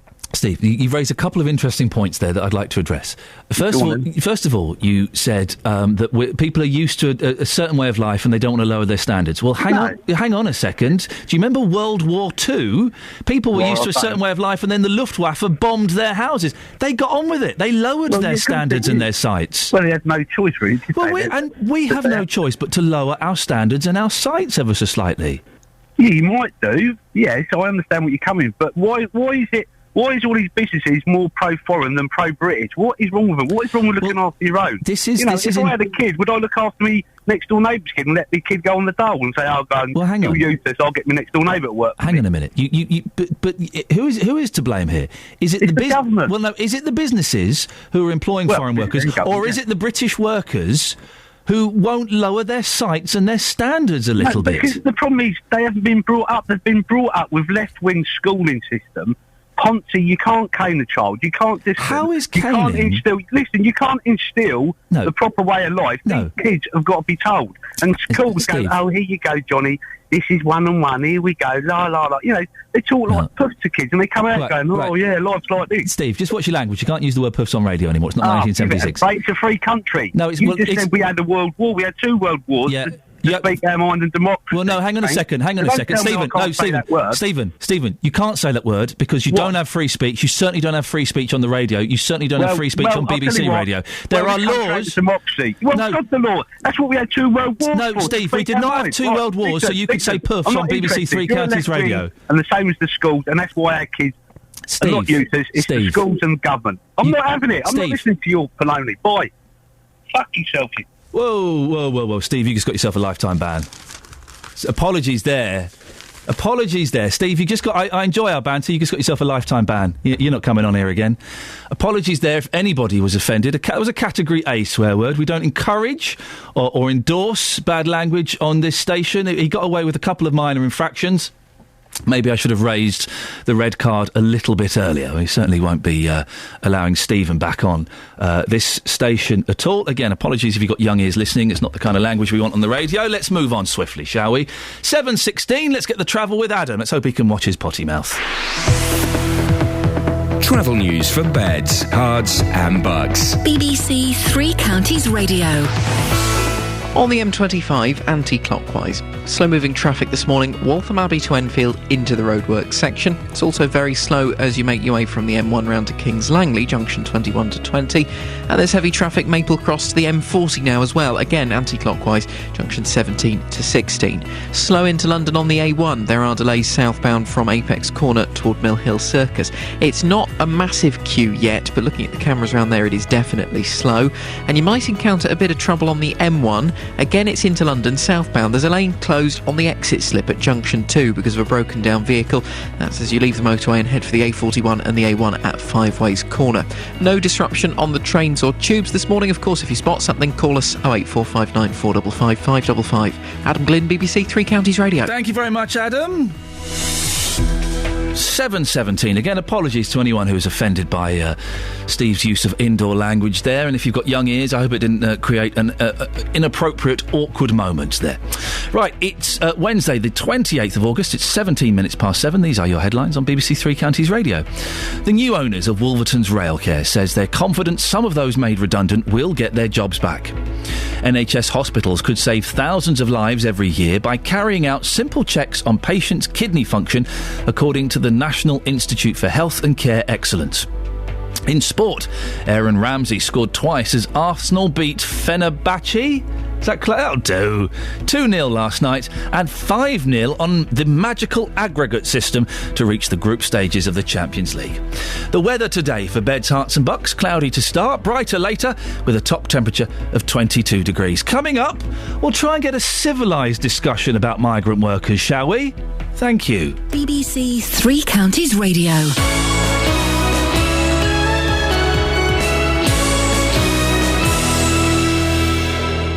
Every weekday morning from 9, the JVS Show. You just can't carry on with life. It's just awful. With the biggest opinions. It's about time somebody or an organisation stood up and basically snort the coffee. Well, it depends on the individual, actually. Let's pollute the planet even more. We should pollute it so much your Pinot Grigio goes rotten. And the biggest local talking points. What we really need to do is for everyone in the country to reduce their energy consumption, not increase it. The JVS Show, weekdays from 9, BBC Three Counties Radio. This is Iain Lee, BBC Three Counties Radio. 08459 455 555 is the telephone number if you want to give me a call. Now, could you get rid of your television? A few Facebook comments on this. I'll go to those in a minute. Children are spending too much time in front of their screens, whether it's watching the TV or playing video games or with their Nexus pocketbook things. According to Public Health England, it's having a worrying effect on their well-being and anxiety. It's encouraging families to adopt healthier behaviours and lifestyles as children prepare for the new school year. Could you get rid of your television? Well, Justin Dealey has been out getting your views this morning. Justin, you're not a big TV fan, are you? I used to be a massive TV fan, but I think certainly in the last year or so that my lifestyle has changed. But I do love the tacky TV programmes. You love, like, Towie and all that nonsense, Made in Essex. The Only Way is Essex, The Only Way is Essex. Geordie Shore, Splash, anything that's rubbish, I'm going to be there, Ian, because it makes me smile. It takes me away from everyday life. Whoa, it's escapism. Oh, I thought you were watching those programmes that were filled with scum because they were your kind of people. You identified with them. So I could relate to them. Right, yeah, but that's not the Quite case. possibly. Okay. Coronation Street as well. How could you not like Coronation Street? I'm not. I used to be obsessed with Coronation Street. I don't really watch. I don't watch any of the soaps now. I do like a little bit of trash. I do like a bit of Big Brother. Yeah. But people get very snobby about certain programmes, and I think you can enjoy your highbrow David Starkey history programmes, and you can also enjoy, Louis Spence mincing around inside a Big Brother house. Of course you can. Just enjoy. I mean, I used to have a TV in my bedroom. No. Recently, I've got rid of that. Oh, well done. And I'm sleeping a lot better. Yeah. It's not all about TV. Late at night as well. What is it? No, I don't want to know. You've been out speaking to people, Justin. What have they been saying? Yeah, I've been asking them the question, could they give up their TV? And this is what people had to say. Martina, could you give up your TV, do you think? No, I couldn't. Can you tell us why? That's a way of relaxing. I enjoy it. Your favourite shows? Come on, impress me, Martina. I'm sort of a bit of a Coronation girl, which I know is a bit sad. But I love it. Do you know what? On a Monday, it's a double episode, and a Friday, it's a double episode. I turn my phone off. I've got my ribeye steak. I love Mondays and Fridays. Can't beat it. Elaine, I've just spoken to a lady there who said, I could never give up my TV. Could you give up your TV? Yes, definitely. You honestly could? I could, yes. Best thing about holiday, the fact there's no telly, there's no phone, there's nothing. It's brilliant. Should have holidays all the time. That would be lovely, wouldn't it? Wouldn't it just? Have you got a favourite TV show? Is there one show you can't miss? I can miss them all, but to be honest, I do like Celebrity Big Brother at the moment. Because you catch up, though, because it was adverts. The fact you can fast forward is brilliant. Yeah. If you couldn't do that, I wouldn't bother watching it at all. Surely you miss it. If your TV was taken away, you'd miss Big Brother, wouldn't you? No. Definitely you not. Just watch it because it's there? Because it's there and there's nothing else on. Yeah. And you're a Geordie, living here in Bedfordshire. How long have you lived in Bedfordshire for? Oh, gosh, about 22, 23, yeah. The accent's still there. Go on, give us a quick why, man. Go on. Why, man? We're the lads. It would be very hard, but I think, push comes to shove, there's plenty of other medias, radio. Yeah, I think I could. I think so. Save a lot of money as well. Yeah, probably, easily. Yeah? Yeah, don't get enough time of watching rubbish it's on now. Well, it's interesting because we've heard from a couple of listeners already saying that they gave up their TVs 4 years ago. Do you think very soon you might give yours up then? I've got more chance of giving up the missus, but the two... No, I wouldn't give it up. I think it's got to be there in the background to relax, but it depends on what's on. I think we put too much weight on television, Justin. I didn't watch any television when I was away. All I saw was Toy Story 3 38 times and Willy Wonka about 15 times. But I didn't miss it. I didn't miss watching the news. I didn't miss anything. Oh, Justin's gone. Thanks very much. He bailed out. I missed Justin. He bailed out of me. We can talk now to writer, broadcaster and volunteer mentor, Lindsay Johns. Morning, Lindsay. Good morning, Ian. Lindsay, you haven't got a television. That is correct. Shock, horror, gasp from your audience. And do you know why? Why? It's very simple. I like to keep it real. Books and the radio have far better pictures. I like to use my imagination. I've often said that Radio 4 is the best television channel there is. How long ago did you get rid of it? And what was the decision? When I was young, I'll be very honest, I sat in front of the goggle box. I had square eyes. I watched so much TV as a kid. But then when I went to university, I found I was so busy, didn't need it, and all through my adult life, I've never had one. All through your adult life? Absolutely correct. I mean, don't get me wrong. For me, it's about horses for courses, each to their own. But the way I see it, for me, for the last 3,000 odd years, the very best which has been thought and felt, or from humanity, thought and felt by humanity's greatest minds, has been written down in books or parchment or papyrus. TV is a very, very modern technological invention, the last 70 or 80 years, if that. For me, reading it augments your vocabulary, increases your word power. My mum used to say to me, "You're never lonely with a book, son." Do you not miss, huge events that bring the world together, like the Olympics, for example, or Last of the Summer Wine, something big like that? Do you not miss those events? something big like last of the summer wine? Au contraire, no, not at all. I get the news from the radio, or the computer on the internet. And if I'm very, very honest, it makes your brain work. Your imagination kicks into overdrive. Actually, if I'm honest, I would rather imagine Usain Bolt running 100 meters than actually watching him. And if I have to tell the truth, I think that 95% of contemporary television is utter rubbish. Oh, I'd say even more. I'd say 99% of it is rubbish. Drivel. But, but some of it, but Lindsay, some of it is brilliant. Some of it is art. You can get art, and you can get life-affirming programmes and educational programmes. There are some wonderful TV programmes out there. Of course there are, and of course you can get. But in my opinion, they are certainly in the minority, and I think that's probably about 5% of the television output. If I'm honest, I'm tired, back when I used to watch TV, of constantly being talked down to and patronised as a viewer. I want somebody to talk up to me if they're presenting a challenging documentary. But like as I say, I don't want to come across as some massive intellectual fascist. It's horses for courses, whatever makes you happy. But when I'm doing my mentoring with young people, I often tell them to use the Spectator magazine's phrase, books are champagne for the brain. I also tell them, when you're watching television or when you're playing on that, Xbox, the only person that you're watching is somebody else make a success of their life. The only person who's getting rich when you're clicking on that Game Boy is the person who designed the game. And I think we are very much in the grips of this sedentary culture where it's all about instant gratification. It's the Xbox culture. It's the Facebook generation where it's the click of a mouse or the touch of a button. I mean, if we're honest, this 3-minute attention span that this culture has cultivated, it's not conducive to deeper thought. Books and radio, they build pictures in your mind over time. That is conducive to deeper thought. What reaction do you get from friends or strangers when it comes out in conversation you don't have a television? Okay, to start with, it's that shock horror. Oh my goodness, are you on this planet? Are you a Martian? Do you have two heads? But if to tell the truth, I don't miss not being able to say, oh, did you see that program on the telly last night? Of no interest to me. I'm far happier with my books and my radio. Sounds like I was born in a different age, but that's the way it is. Dragon's Den is good, though. I'm sure there's. Do you know Dragon's Den?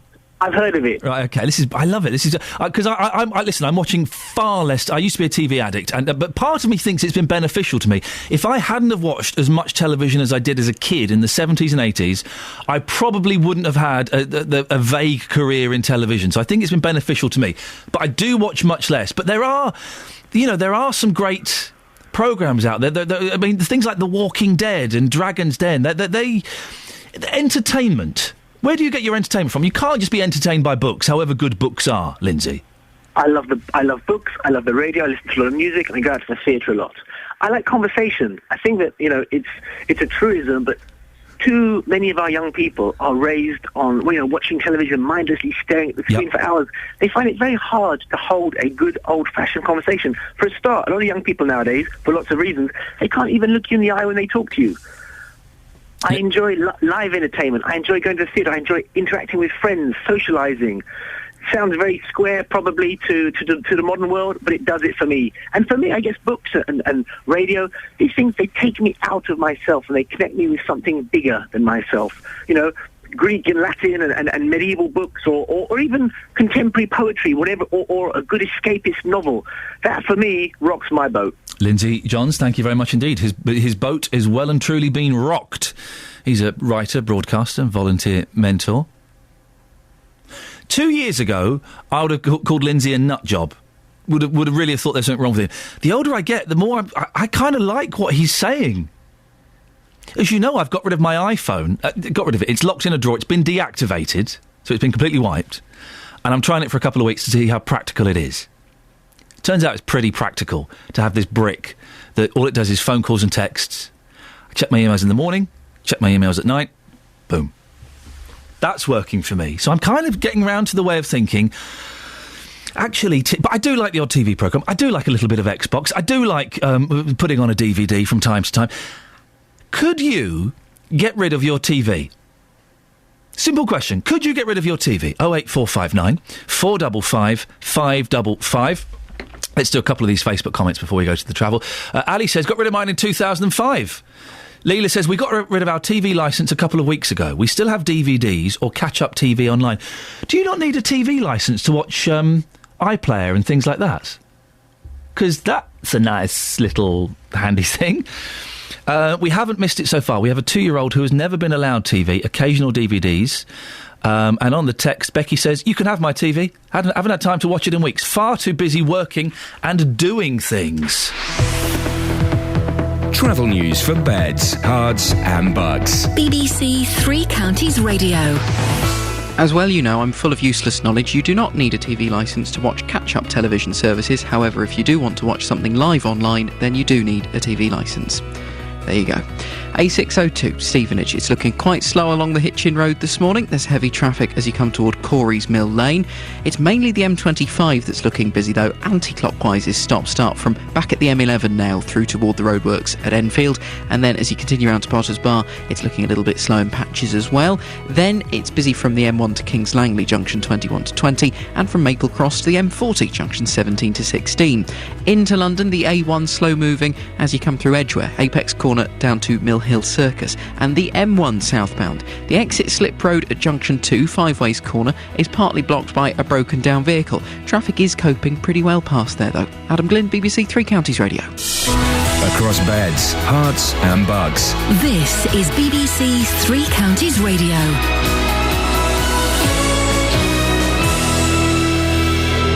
With the 6:30 headlines, I'm Catherine Boyle. The new owners of Wolverton's Railcare say they're confident some of those made redundant will get their jobs back. NHS hospitals could save thousands of lives every year by carrying out simple checks on patients' kidney function, according to the National Institute for Health and Care Excellence. And it's thought contingency plans for military action in Syria will be discussed by the National Security Council today, ahead of tomorrow's recall of Parliament. Three Counties Sports. BBC Three Counties Radio. Aaron Ramsey scored twice as Arsenal beat Fenerbahce 2-0 last night in the second leg of their Champions League playoff. The Gunners won the tie 5-0 on aggregate to reach the group stages of the competition, and Arsene Wenger was delighted with Ramsey's performance. I liked especially his second goal, it's a good finish, and a year ago he would not have taken that chance the way he took it tonight, so he's improving from week to week. That's very positive for us. Different picture for the MK Dons. They were knocked out of the League Cup last night as they lost 4-2 at Sunderland. The Dons were leading 2-0 until the last 15 minutes with goals from Patrick Bamford and Isel McLeod before Sunderland's fight back. Nevertheless, the Dons manager Carl Robinson was proud of his side. So my younger players tonight and my older players, I thought they showed what a unique style that we've got, and a very attractive style. I thought our ball retention was brilliant, but not just that, we play with an energy and a consistency that created chances. Watford are in Capital One Cup action tonight. Bournemouth are the visitors to Vicarage Road, with the Hornets set to make changes to the team, which drew against Nottingham Forest on Sunday. Gianfranco Zola's been impressed with his side's unbeaten start to the season, and particularly their attacking play. It pleases me that we're going forward. We've been effective in the second half. Obviously, I know that when Diego and Fabrini and Fernando are on the pitch, they can create problems with Ikechi as well. Also in the Capital One Cup tonight, Stevenage are away at Premier League side Everton. And that's your latest news and sport. I'll be back with more at 8 o'clock. Call 08459 455 555. BBC Three Counties Radio. Morning, this is Iain Lee, BBC Three Counties Radio. 08459 455 555 is the phone number. You can go to facebook.com/BBC 3CR. We're asking this morning, could you get rid of your televisions? And do you agree with Jamie Oliver? He's on the front page of the Mail and a couple of other papers. Migrant workers are tougher than the British. He says he couldn't run his restaurants without migrant workers. What do you think? We've had some very passionate arguments about it so far. 08459 455 555. Now, back in July, our reporter, Paul Scoynes, covered a story about an incredible incident in Milton Keynes. Part of a loose road sliced through the bottom of a bus that was driving over it, injuring an elderly passenger, breaking both of her ankles. Let's just remind ourselves of what Paul Scoynes... Oh, hang on a second. Here it is. Sorry. Let's just remind ourselves of what Paul Scoynes had to say.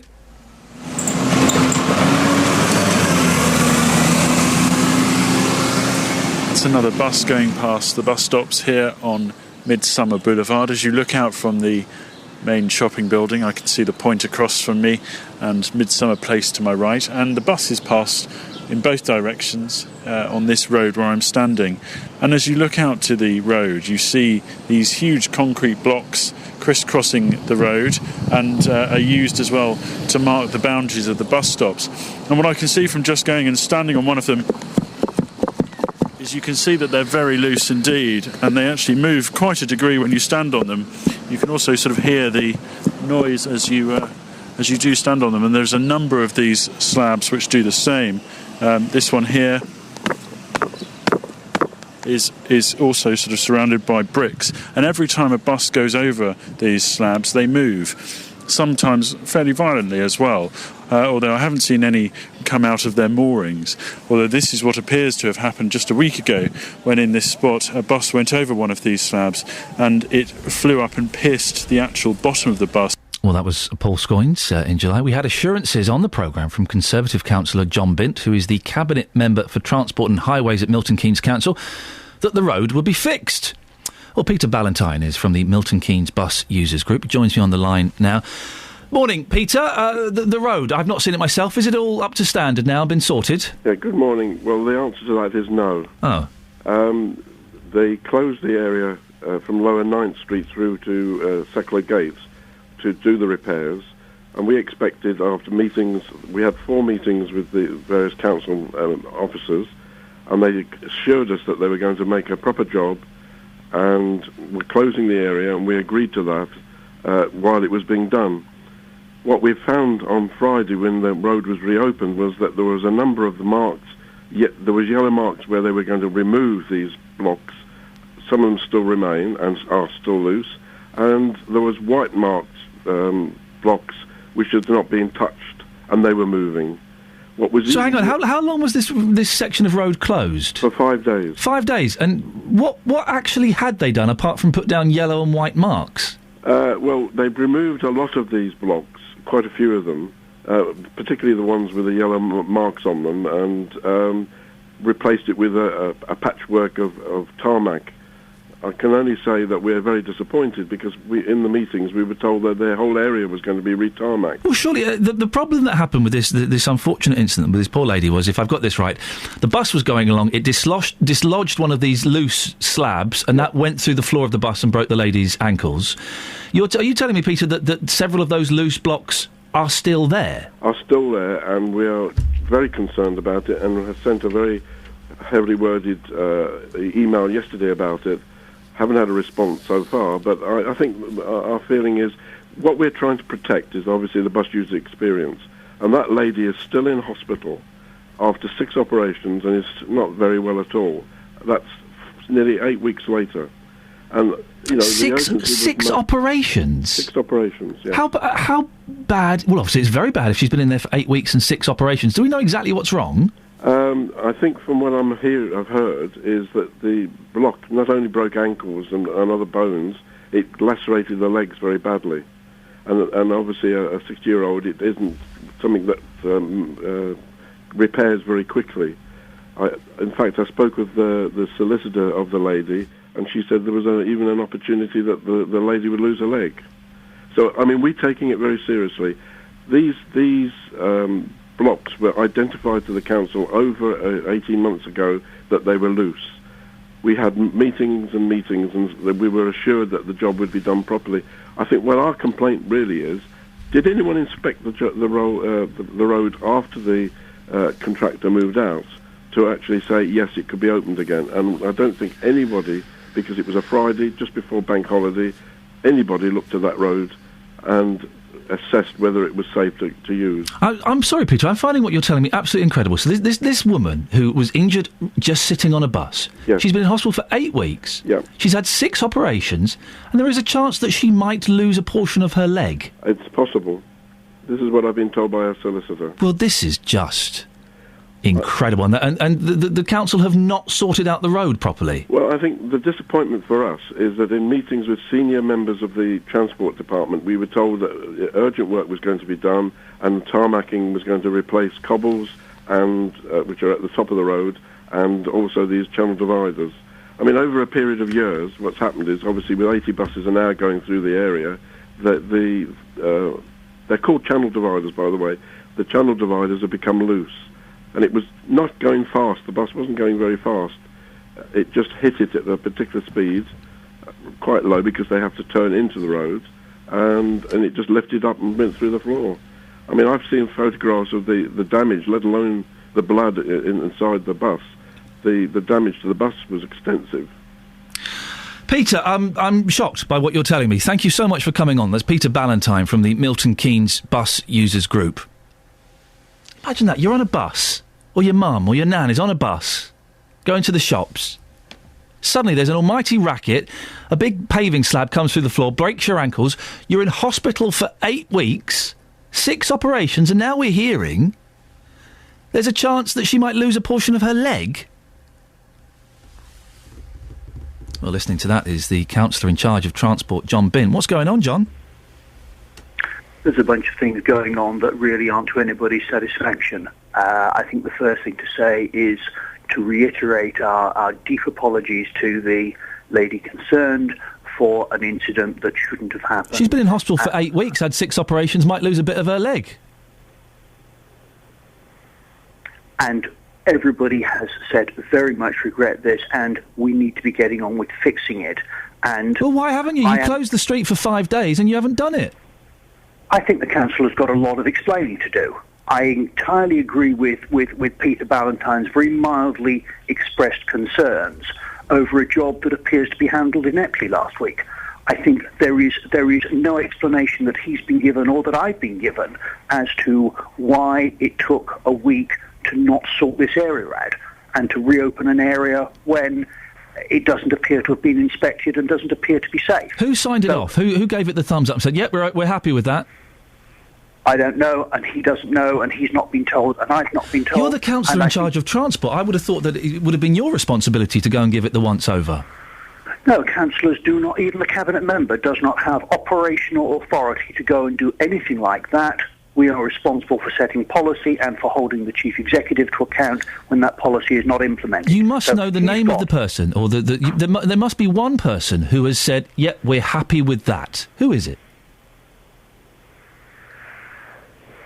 The chief executive has overall responsibility. You know that he's David Hill. The corporate director responsible for this area is Linda Bull, and the assistant director responsible for highway repairs is John Pryor. So it's their fault. Collectively, they have a line management responsibility to make sure that this is done properly. Sounds like you're passing the buck a bit, John. Sounds like you're passing the buck a little bit. You're accepting no responsibility for this farce. A councillor has no power to instruct contractors, to instruct individual staff to do anything. Then what are you doing? What's the point? What's the point of having a councillor in charge of transport if when a woman's leg is damaged so badly she may lose a portion of that leg, you are unable to get the road fixed to a satisfactory level? What's the point of you being there?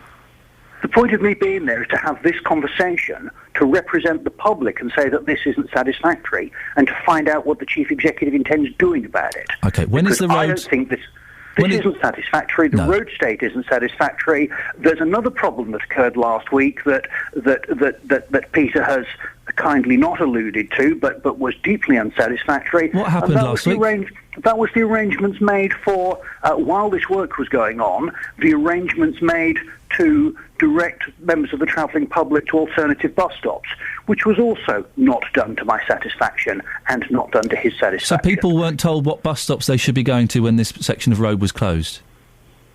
There was a little information and it wasn't acceptable. So so this has been a complete cock-up in terms of getting the road fixed and how the public were treated. When is the road going to be fixed properly? I need to have a conversation with the chief executive, the corporate director and the assistant director, and that's due to happen shortly this week, to find out who's in charge of this and what's going on and when they're going to fix it. You don't know who's... I'm scratching my head that you don't know who's in charge of this. Well, I do know who's in charge. It's a complete management hierarchy. What I don't know is which particular point in that hierarchy should have done this. I don't know whether anybody or several people inspected that road. I suspect nobody. Now, if nobody inspected it, it's quite difficult to say, well, which one of you thinks you should have inspected it? Someone has to take... No, it's not. John, John, it's not difficult. Someone has to take responsibility for this mess up. A woman, a pensioner, is potentially going to lose a bit of her leg on your watch, John. How does that make you feel? It makes me feel pretty miserable about the situation. Right, sort it out. I can't... I'm doing what I can to sort it out. You know I've done a lot of things to sort it out. You know I've always made myself available to you and your listeners to tell you what we've done, to tell you what problems we're still up against. And I appreciate that. At the moment, I am entirely with Peter in the fact that this wasn't satisfactory from an engineering point of view. It wasn't satisfactory from a passenger consideration point of view. And I'm trying to make sure that it is, A, fixed and done better next time. And those are work in progress. I don't have answers for you yet. OK, listen, John, I appreciate that you do come on, and when you do come on, you speak honestly, and you allow me to put my point forward. Have you heard any more about the woman's condition? We had an update, but it's not as updated as the one that Peter gave you this morning. Deeply concerned and continue to express our deep sympathy for the situation. John Bint, listen, I appreciate you coming on, and I know it's tough times, and I do believe that you're doing all you can. Hopefully we can speak again soon with some slightly better news on this story. Cheers, then. John, thank you very much. Conservative councillor John Bint there, Cabinet Member for Transport and Highways at Milton Keynes Council. An incredible story, isn't it? 7:45, BBC Three Counties Radio. Let's get the travel news now with Adam. Travel news for beds, cards and bugs. BBC Three Counties Radio. Cheers, Ian. Just looking at the cameras on the M1 past Luton, it's looking reasonably clear at the moment, not too busy. North and southbound moving fine. The A1M looking pretty good as well. As you head into London, though, you're going to find some delays along the A1 as you come past Apex Corner toward Mill Hill Circus. And then the M1, better news, because southbound the exit slip road at Five Ways Corner Junction 2 is now clear. Broken down vehicle has been moved out of the way. M25 is slow in a few places, though. Stop-start traffic into the roadworks around Enfield Junction 25. Slow again from the M1 to Kings Langley Junction 21 to 20, and then busy from Maple Cross to the M40 Junction 17 through to 16. Trains and tubes have been running without problems. Adam Glynn, BBC Three Counties Radio. Right, 7:46. It's Wednesday, the 28th of August. I'm Iain Lee, and these are your headlines on BBC Three Counties Radio. The new owners of Wolverton's Railcare says they're confident that some of those made redundant will get their jobs back. NHS hospitals could save thousands of lives every year by carrying out simple checks on patients' kidney function, according to the National Institute for Health and Care Excellence. In sport, MK Dons were knocked out of the League Cup last night as they lost 4-2 at Sunderland. Coming up, we'll get the latest on HS2, but before that, let's get the weather. Here's Wendy Hurrell. Beds, Herts and Bucks weather. BBC Three Counties Radio. Good morning, and it's a somewhat foggy start to the day for some of us. We will eventually see this clearing away once the sunshine gets to work on it, but the stubborn patches might actually hang around until 9 or 10 o'clock this morning. But for most of us, there will be some sunshine that gets through before that, and for us all, we'll have some sunshine this afternoon, with temperatures then getting to around 22 or 23 degrees Celsius. It will feel like a pretty pleasant day. This evening and overnight, dry conditions. It's also going to be clear, and with light winds as well, we could have some mist or fog patches developing once again, but it looks like it will be less widespread. Temperatures around 13 or 14 degrees overnight, but in the countryside we could just about slip into single figures, so a little bit nippy in spots overnight tonight. So we start the day with perhaps a little bit of mist tomorrow, and we will have some sunshine breaking through later on in the morning, but generally more cloud in the sky in the afternoon as a weather front approaches. Again, temperatures up to around 22 or 23 degrees. For Friday, we do it all over again. There will be some sunshine to begin with, but it will become more cloudy towards the end of the day. A high in the low 20s once again. And that little weather front on Friday might just bring us a little bit of rain overnight into the weekend, but fear not, it clears through pretty quickly. The weekend itself, although looking a tiny bit fresher, 19 or 20 degrees the temperature, it should stay generally fine with plenty of sunshine. That's how it's looking for now. Thank you very much. Well, hello there, lovely listener. D-Love here again, back to share the love for digital radio. What's that? You want to go for a beautiful picnic, but you don't want to miss your favorite show on BBC Three Counties Radio? Well, don't you worry, my little muffins. D-Love's got the answer.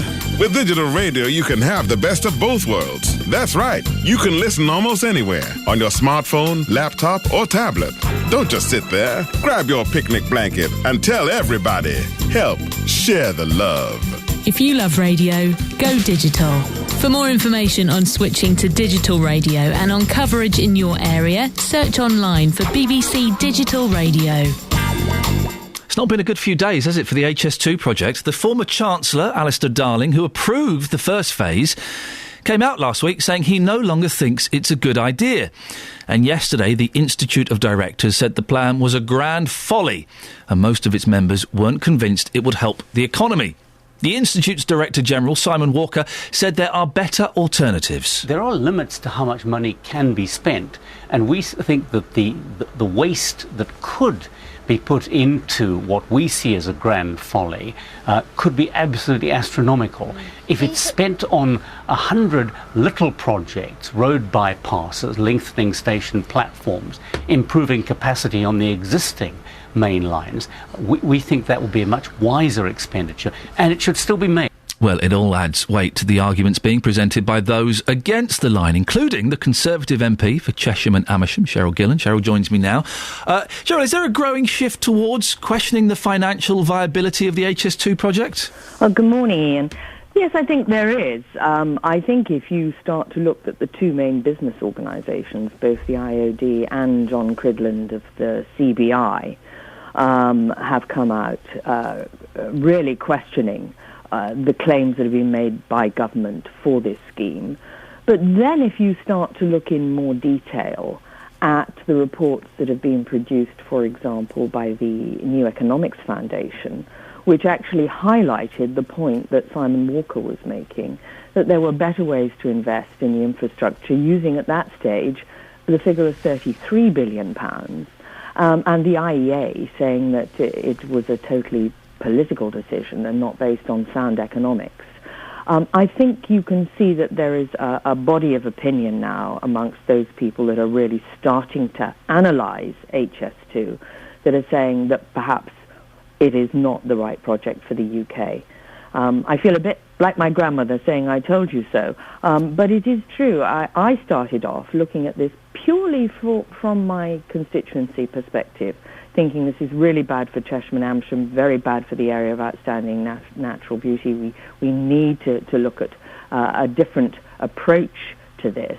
But having studied the project, I now feel very strongly that this is not the answer. And I think Simon Walker hit the right note. The Institute of Directors, does it wield much influence? Will people in power pay attention to what's being said? Oh, I think government ministers will always pay attention to what the IOD says and the CBI. After all, these are our businesses. These are the people that know what is good value for money. These are people that know what makes the economy grow.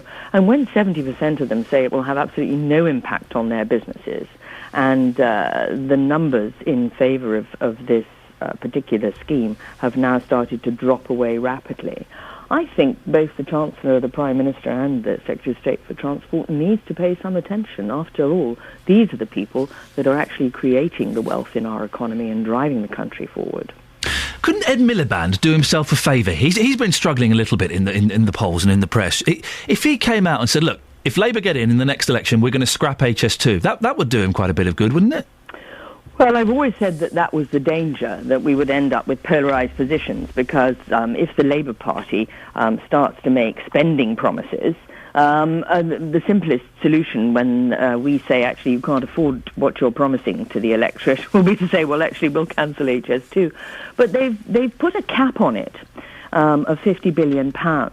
And I think that makes the situation even more difficult, because if you've now got a Labour Party advocating HS2, and their front bench is advocating HS2, after all it was a Labour project, and putting a cap on it, where is that cap going to fall? If it goes ahead, would that cap fall by stopping proper compensation to those people whose lives and businesses and communities are shattered by this project? Would it be in cutting corners in the design? Would it be in reducing the environmental protections that should come with a scheme of this sort? So I think Labour has got itself into a terrible position at the moment because it's now in a worse position by saying it's going to put a cap on it. Where is that cap going to fall? What sacrifices are going to be made? And if it was eventually built, would it actually be really rather a white elephant? Cheryl, thank you very much. Always good to talk. No doubt we'll talk about this again at some point in the near future. Conservative MP for Cheshire and Amersham, Cheryl Gillan. Call 08459 455 555. BBC Three Counties Radio. It's interesting the way that Cheryl cleverly turned that round to saying that Labour are in a bad position. Hang on a second, it's not Labour that are promising to do it. Anyway, we'll talk about that again at a later date. On to world issues. The world shouldn't stand and idly by. Those were the David Cameron's words on the crisis in Syria last night. He's recalled Parliament for a vote tomorrow on Britain's response to last week's chemical weapons attack in Damascus. The Syrian authorities deny responsibility. Well, a UN team of inspectors is still in the capital investigating, though UK, the US and others appear to be reaching their own conclusion. Our Foreign Affairs reporter Gavin Lee is with us. Gavin, there now seems to be a growing international momentum towards taking military action, doesn't there? Yeah, very quickly this week. Events are happening so quickly. We're getting to, I think, a pattern of who are the countries very quickly wanting to or looking to respond, and the main protagonists being the French, the British and the Americans in terms of the signals pointing to some kind of military action. And this is not going to be through a UN Security Council resolution, which would make it legally binding to do so, because the Russians, as we know, have signalled it will continue to block any move through the UN Security Council. So it could mean a NATO coalition of the willing with broad support. It seems likely, I think, from the Arab League as well, given the statements from the Arab League yesterday. But it still begs the question of legality if there is a response. And I think what is interesting at the moment is how similar the language from Downing Street and the White House is. They're both talking about possible, what they term limited military strikes. They talk about punitive action, so basically punishing President Assad for using chemical weapons, which is not about regime change, they both say. It's to prevent another chemical weapons attack. And if you look at what's happened in the past day or so, all of the newspapers here, the US, some in the Middle East as well, pointing to potentially the next few days action being taken. We're hearing reports this morning in Syria, very hard to confirm what's actually going on, but many reports on the news agencies saying that some of the military facilities have been moved closer to civilian areas, which, if that's correct, suggests that the well-worn tactic of using human shields in advance of this possible strike. This is all so... Doesn't anyone remember Iraq? This is all the same rhetoric and language. The United Nations weapons inspectors are in Damascus trying to work out what happened. Yeah. I'm guessing whatever they say won't have much bearing. It didn't 10 years ago in Iraq, did it? Well, and this is the thing, that many MPs, certainly ahead of this vote tomorrow, are talking about how lessons have been learnt in terms of how sceptical they are because of Iraq and the so-called weapons of mass destruction, because of Afghanistan, and they remember Tony Blair saying that they'd be in and out without a single shot being fired in Helmand province, and that didn't happen. But it does seem from certainly the American behaviour, and listening to John Kerry, that they believe it's sealed. They know this is the Syrian government. There is a suggestion that they have evidence that we as the public are yet to see. If that were the case, you would expect, wouldn't you, that the Russians would have been shown this and the Chinese maybe to sign the UN Security Council resolution. But we shall see. I mean, there are two arguments. One is that the chemicals that were used degrades very fast, and the fact is there was 5 days of delays from the Syrians letting the UN team in, so it prevented a proper investigation. But there are, on the other side, many British backbenchers, politicians, saying that if the UN team completes its work in the next 11 days, and it's, for example, known at least that it was, say, sarin gas, and it's military standard, then it's far easier to prove who's responsible and then get a potential legally binding reason to strike. Gavin, we have to leave it there. Thank you very much indeed. That's our reporter, Gavin Lee. Hey, we knew that Saddam Hussein had weapons of mass destruction. We knew that, didn't we? We were told that, and then, oh, hang on a second, we couldn't find any. Sorry, we got it wrong. Never mind. We've done it now. Oh, it is a worry, isn't it? Jamie Oliver is a bit naughty, says Esther on the text. Foreign workers, granted, do... Jamie Oliver's a bit naughty. Foreign workers, granted, do work hard, but saying British youth do not is wrong. Look at the delightful lady you just spoke to whose son works for the rail company in trouble. Fair enough, yes, good point. He's just been paid after working for nothing. I take my hat off to that lad. Esther, you raise an excellent point that I have neglected to focus on. Yes, those workers at the rail company were working for free. Unknown whether they would get paid. Right, 7:58, let's get the travel news now. Travel news for beds, cards and bugs. BBC Three Counties Radio. been a pretty good start so far for the trains. No major delays on the departure boards through the three counties, everything running broadly on timetable, and no issues for the tubes to and from London either. On the roads, things are looking clear on most major routes. The M25, though, unsurprisingly is slow in a few places. It's stop-start from the M11 all the way through to Enfield and into the roadworks section. It's also slow as you continue anti-clockwise from the M1 to Kings Langley, the A41 at junction 20, and Maple Cross down to the M40 junction 17 to 16. May also be a little bit slow if you're continuing onwards toward the M4. The A1, if you're making a journey into London, is looking slow from Apex Corner toward Mill Hill Circus. Further back up, though, along the A1M, it looks like there's a bit of traffic starting to build up on the speed sensors around Stevenage. Adam Glynn, BBC Three Counties Radio. Thank you very much, Adam. British workers are lazy, migrant workers are tougher.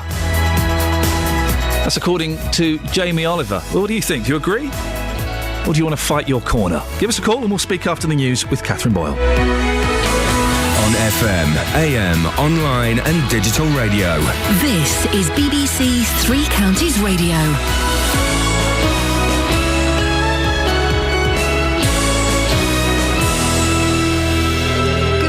8 o'clock, the headlines: hope for redundant railcare workers, moves towards intervention in Syria, and Buckinghamshire care worker accused of neglect. BBC Three Counties Radio. The Milton Keynes North MP Mark Lancaster is hopeful that some of the workers made redundant at Wolverton's railcare will be re-employed.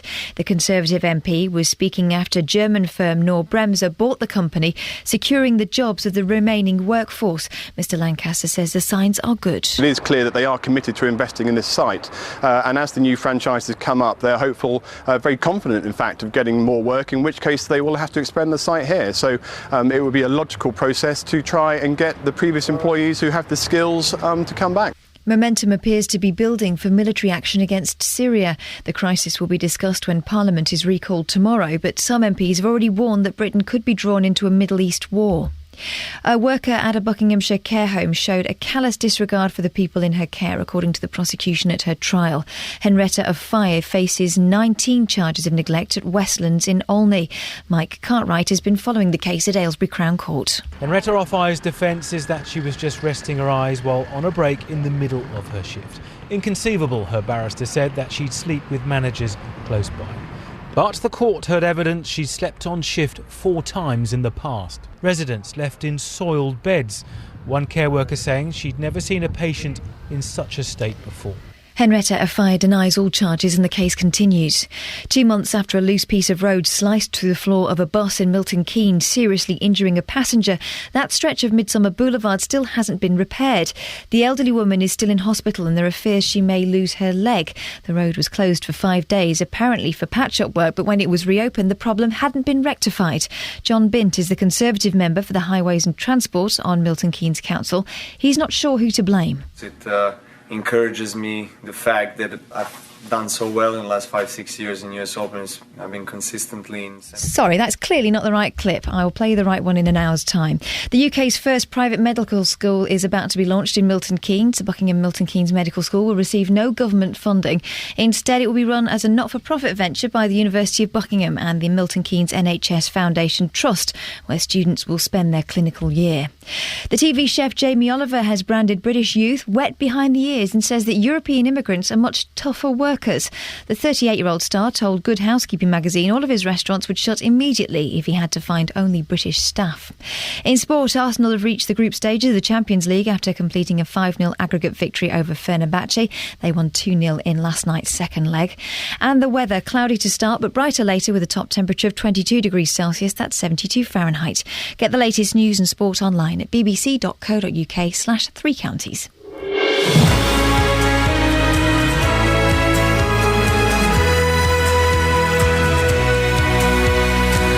This is Iain Lee, BBC Three Counties Radio. It's 3 minutes past 8. The first 2 hours have sailed by.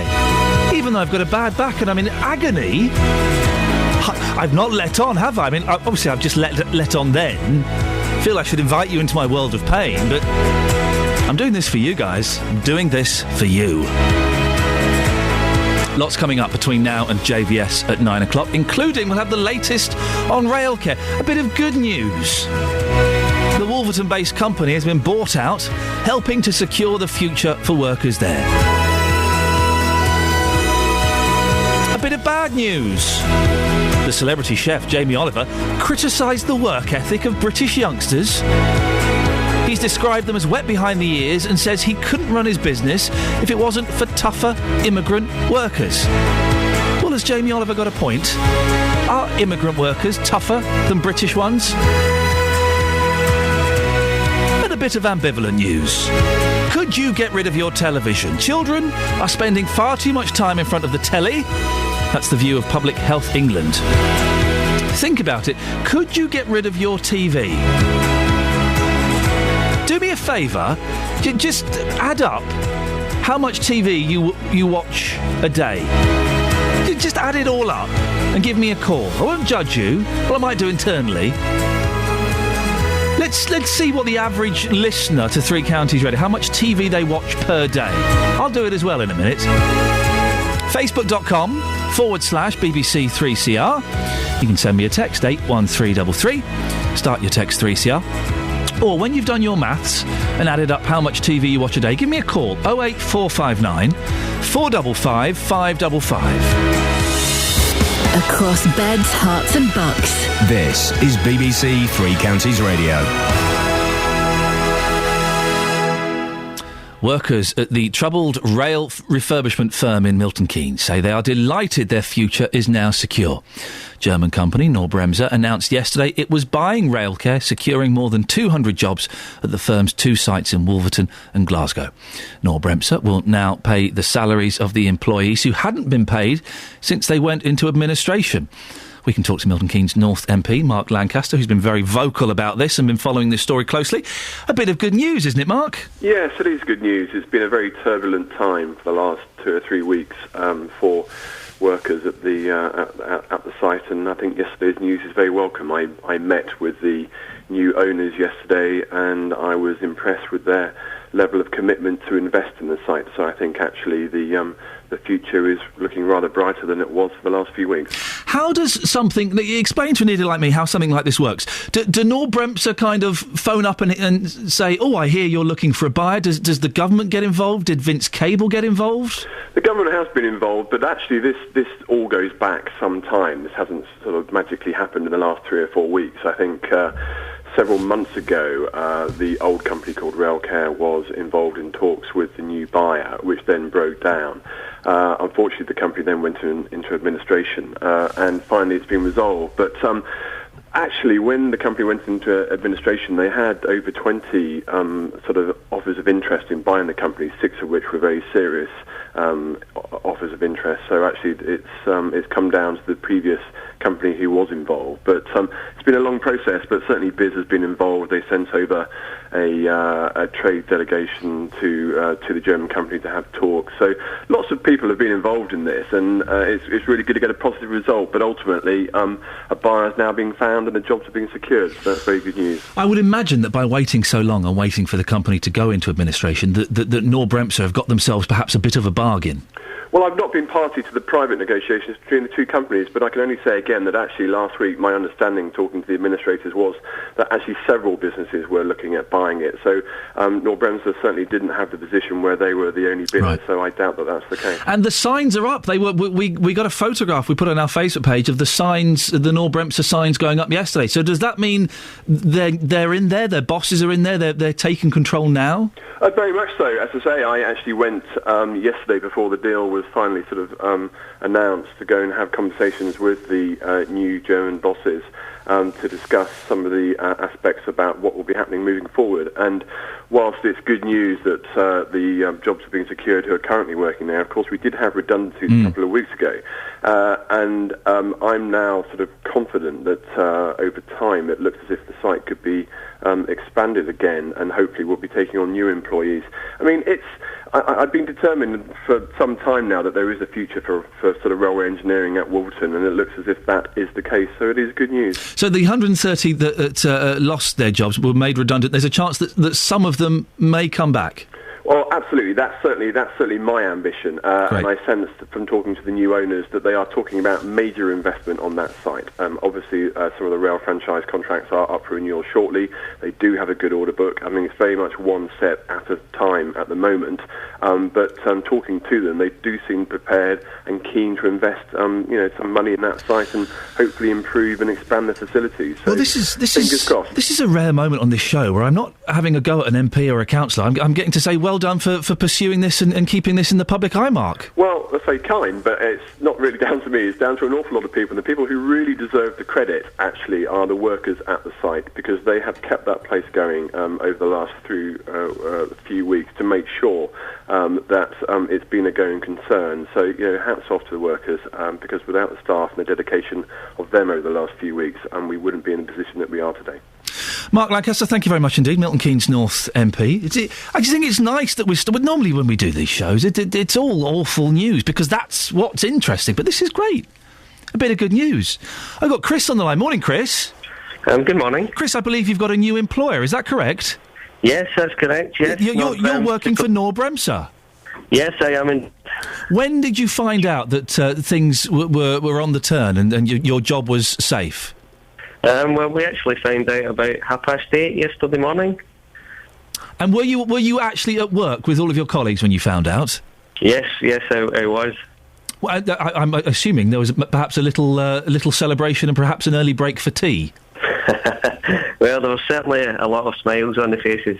How did they do it? Did they post up a notice, or did the foreman come and stand? All right, lads, I've got some news. How did they tell you all?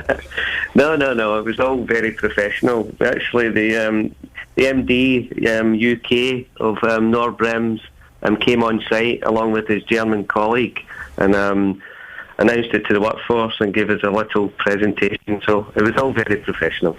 And have you got confidence in Knorr-Bremse that they're going to be able to make this a success where the previous owners perhaps couldn't? Oh, yes. They're a massive company, so we're all very, very hopeful for the future. And you've not been paid for a while. When do you get that money you're owed? Oh, that was the other piece of good news. Knorr-Bremse announced that they would make up the money, so we're due to get that in the next week. Oh, so you're going to get that in a week or so? Fantastic! It must have been. It must have been a tough time for you and your family and everyone else working there, not knowing if you were going to get paid. Oh, I think no doubt. Not only was it tough for the people on site, we all feel for the people who actually had to leave the company.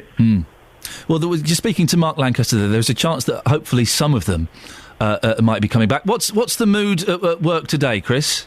Oh, the mood is everyone's very happy. Yeah, looking forward to a bright future. Excellent stuff, Chris Quinn. Thank you very much and congratulations. He now works for Knorr-Bremse, which is fantastic, and they're going to get the back pay they're owed in a week or so. That's good news, isn't it? That's exciting. If you have a quick look at the front pages, I mean, it's not particularly exciting. There's lots of pictures of missiles. Really, it's all about Syria. Let's look at the Times. The return of the pinstripe. I've got a pinstripe suit. It's a very faint pin. I wouldn't go for a loud pin. It's a very faint, narrow pin, but yes, it's definitely there. West set for missile strike. Cameron recalls Parliament for debate on action against Syria. Oh dear. I mean, this is the front page of everywhere. Does nobody remember Iraq? Am I the only person who remembers everything that was set up in the run up to that? Oh yeah, no, we know they've got weapons of mass destruction. Oh, we got inside. Trust us, we got inside information. Where are the weapons of mass? We got that wrong. But still, we're in now, and Saddam's dead, so that wins. The Guardian. Attack on Syria just days away as Commons recalled for vote. David Cameron, he's had 4 holidays this year. He had to cut short this one from Cornwall. He's looking a little bit, he's looking a little bit chunky. I suggest maybe he's been enjoying himself on these holidays too much. He's looking a little bit podgy around the waist and indeed around the face. The Independent. Chubby Cameron, the heir to Blair. Cameron makes moral case for attack on Syria in echo of justification for the Iraq war. The Daily Telegraph. Well, the Telegraph splits the front page. Cameron, we must act now against Syria. And then there's a picture of the Duchess of Cambridge pushing a Waitrose shopping trolley. I don't quite know which is the right one. All at sea, the cadets who picked the wrong port of call. When the Canadian Sea Cadet leader, Mervyn Morash, and 2 of his young charges became separated from the rest of their group during a trip to London, he did not panic. Using the initiative and resourcefulness for which his organisation is known, he simply continued with the journey as planned so they could be reunited with the others at their next destination. Sounds good. But the trio's navigational skills went awry when they boarded a train to Chester in the northwest, 170 miles from where they were supposed to be and where the rest of the group were heading, Chester Le Street in County Durham. Without a mobile telephone, the group could not be contacted, and their disappearance on Monday led to a nationwide police hunt. Oh dear, Canadian Sea Cadets. Let's hope they're not getting involved in Syria, otherwise we're all screwed. The Daily Mail, thousands dying of thirst. And also the Jamie Oliver story, migrant workers are tougher than the British. Migrant workers are tougher than the British. We've been taking your calls on that. Some of you have been very passionate about it. 08459 455 555. Very quickly, Daily Express, new hope for arthritis cure. It's broccoli. It isn't. The Sun, the football man has done something. I mean, really, who cares? 08459 455 555. It's coming up to 8:15 on BBC Three Counties Radio. Let's get the travel news now with Adam. Travel news for beds, cards and bugs. BBC Three Counties Radio. Speed sensors picking up some delays to and from Hertford at the moment. It's looking just a little bit slow along the A414. Stevenage may be a bit busy on the A602 toward the A1M. A1M, though, looking a bit better, apart from a very short delay past Stevenage. Around Clop Hill, there's a little bit of traffic on the A6 this morning at the junction with the A507. It's looking pretty good on the A1, apart from as you come into London, Edgware, Watford bypass from Apex Corner down toward Mill Hill Circus. You've got a delay there. The A41, that's slowing up southbound as you come down to the M25 at junction 20 Kings Langley. And then on the M25, slow traffic from back at the M11 in Essex round toward Enfield and the start of the roadwork section. Busy past Kings Langley, and then slow from Watford to the M40 junction 19 to 16. Trains and tubes still running without problems. Adam Glynn, BBC Three Counties Radio. Thank you, Adam. 8:16, it's Wednesday the 28th of August. I'm Iain Lee. These are your headlines on BBC Three Counties Radio. The Milton Keynes North MP, Mark Lancaster, is hopeful that some of the workers made redundant at Wolverton Works will be re-employed by its new owners. Momentum appears to be building for military action against Syria, with the British and American governments continuing to argue their case for a response to deter the use of chemical weapons. In sport, Arsenal have reached the group stages of the Champions League after they completed a 5-0 aggregate victory over Fenerbahce. Is that how you say the football team? Yes, that was perfect. Thank you very much indeed. Coming up, could you get rid of your television? Government is warning of the extent to which children's health and anxiety levels are being affected by too much screen time. We'll be talking more about it before 8:30. But how much TV do you watch, and could you get rid of yours? 08459 455 555. BBC Three Counties Radio.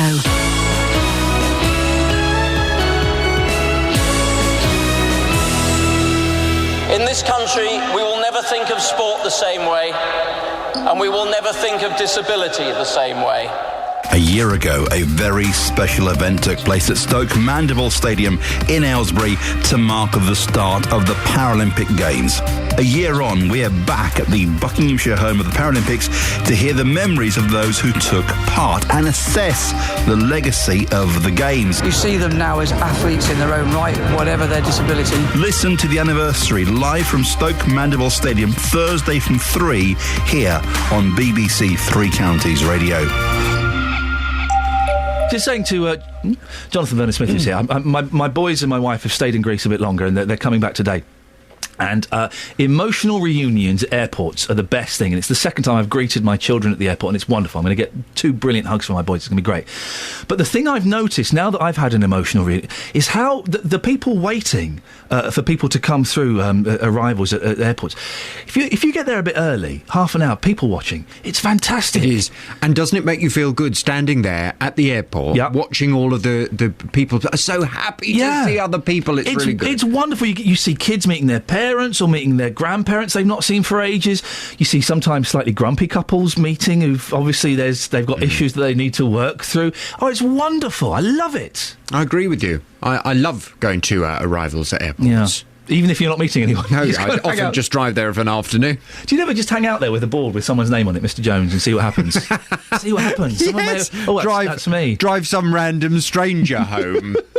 What have you got on your show today? I'll tell you about the phone-in in just a sec. Yes. But coming up after 10 this morning, here's a question I'm going to be asking. Okay.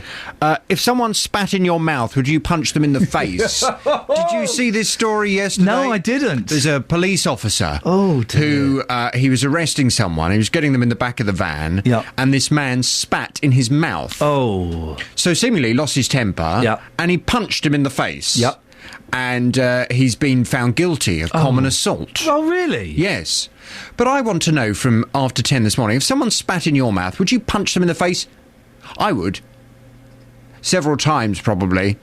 It's yet another reason why it's probably good for society that I'm not a police officer. Ooh, a fly went up your nose. Fly just went up my nose. I saw that. Punch it in the face. I saw that happening in slow motion. I didn't see it come out. It's on your thumb. Is it? Was that on your thumb? Oh, it smells. What does a fly smell of? I've got a horrible smell up my nose. That fly. Well, you know what flies land on, don't you? You know where they lay their eggs? On yes. I don't. Do you want me to put something up there? Well, I don't know what to do. I've not. Don't know what I don't to do. know first aid, JVS. I don't know what to do. Do you want me to hit you? Smell up my nose now. What the hell was in that fly? Do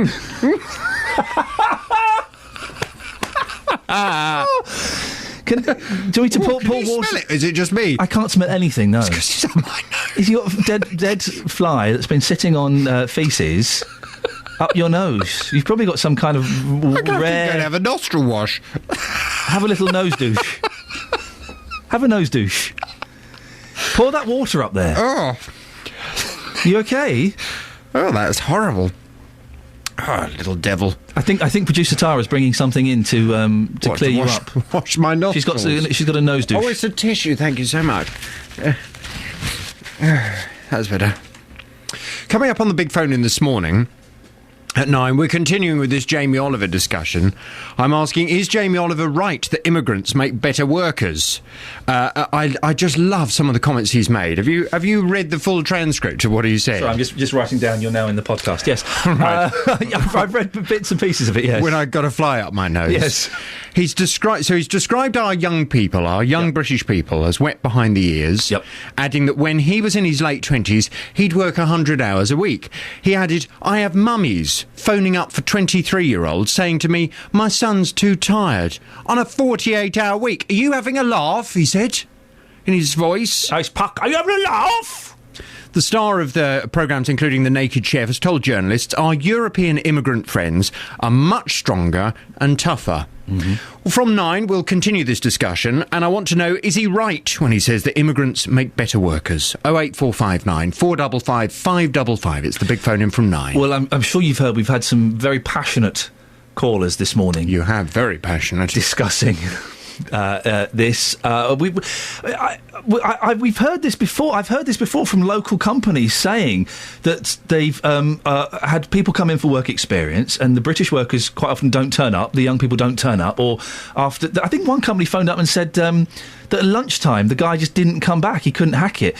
Whereas the European workers, the immigrant workers, are keen. They're there early. They stay late. They do it. At the last radio station I worked at, we had a work experience person. She came for the morning and she never came back. Oh. She was there, supposed to be there for the whole week.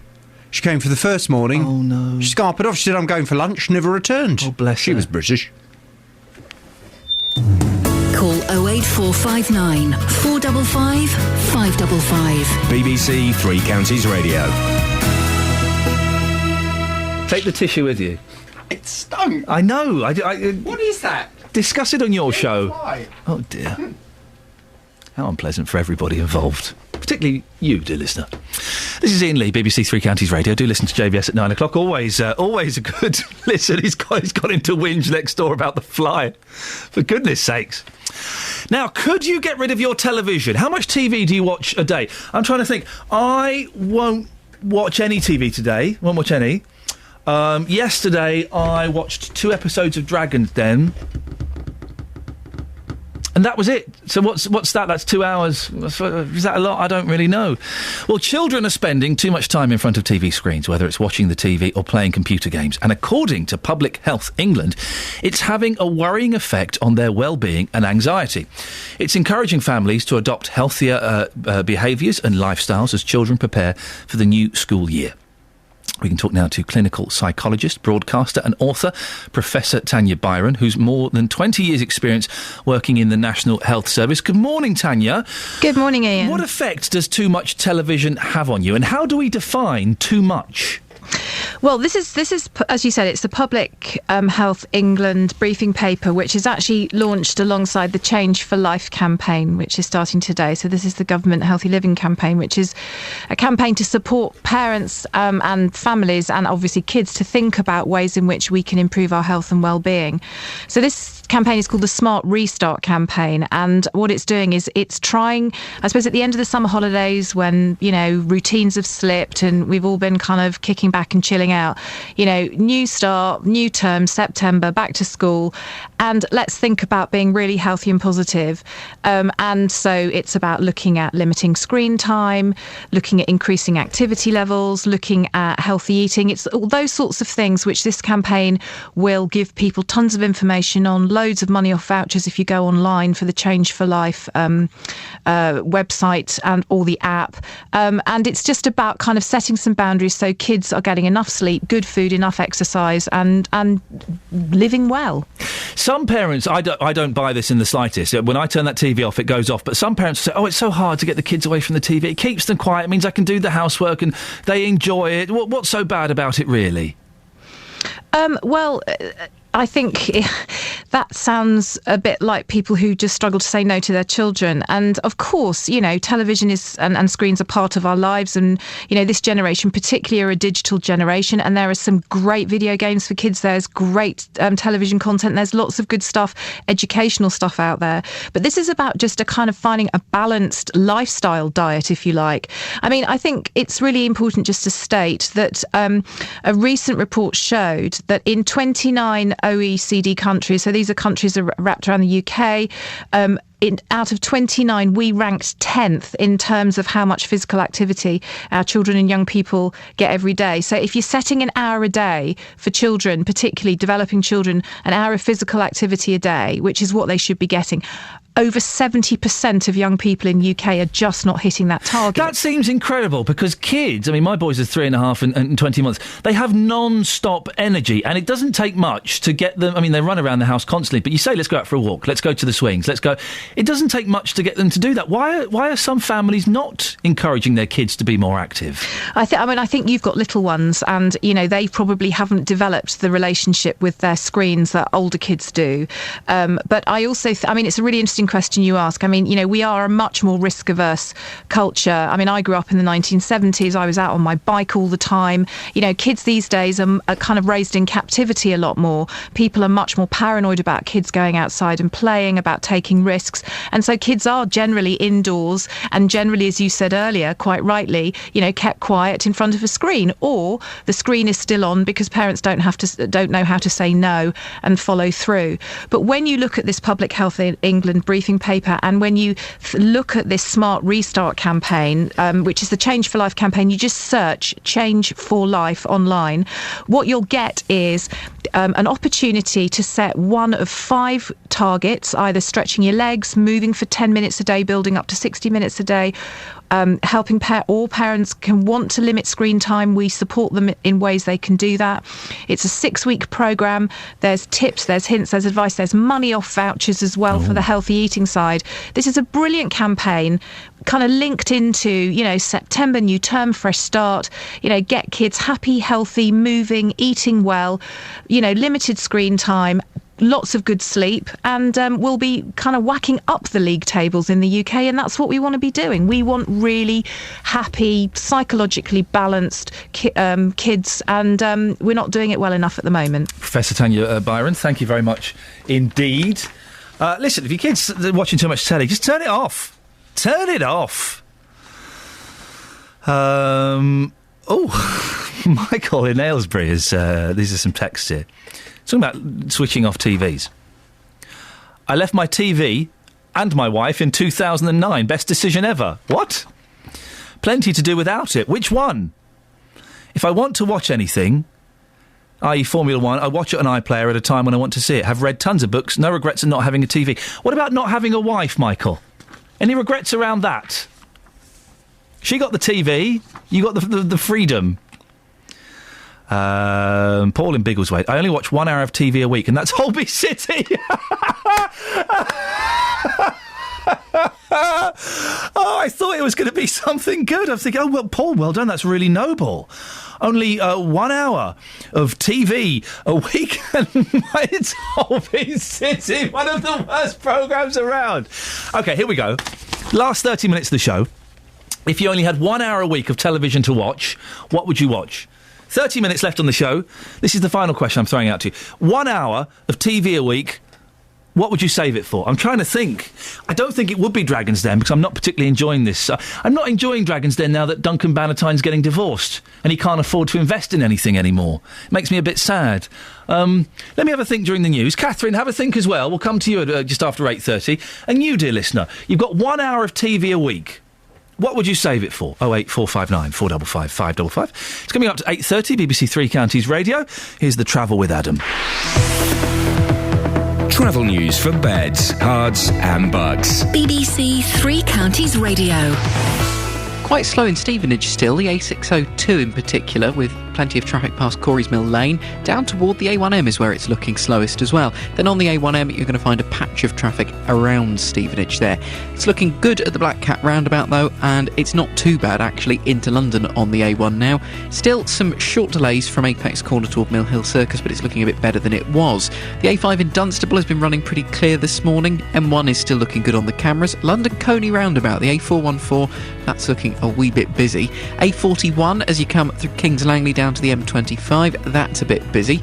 On the M25, plenty of traffic anti-clockwise into the roadworks section. Then it slows up again as you go from Watford round to the M40.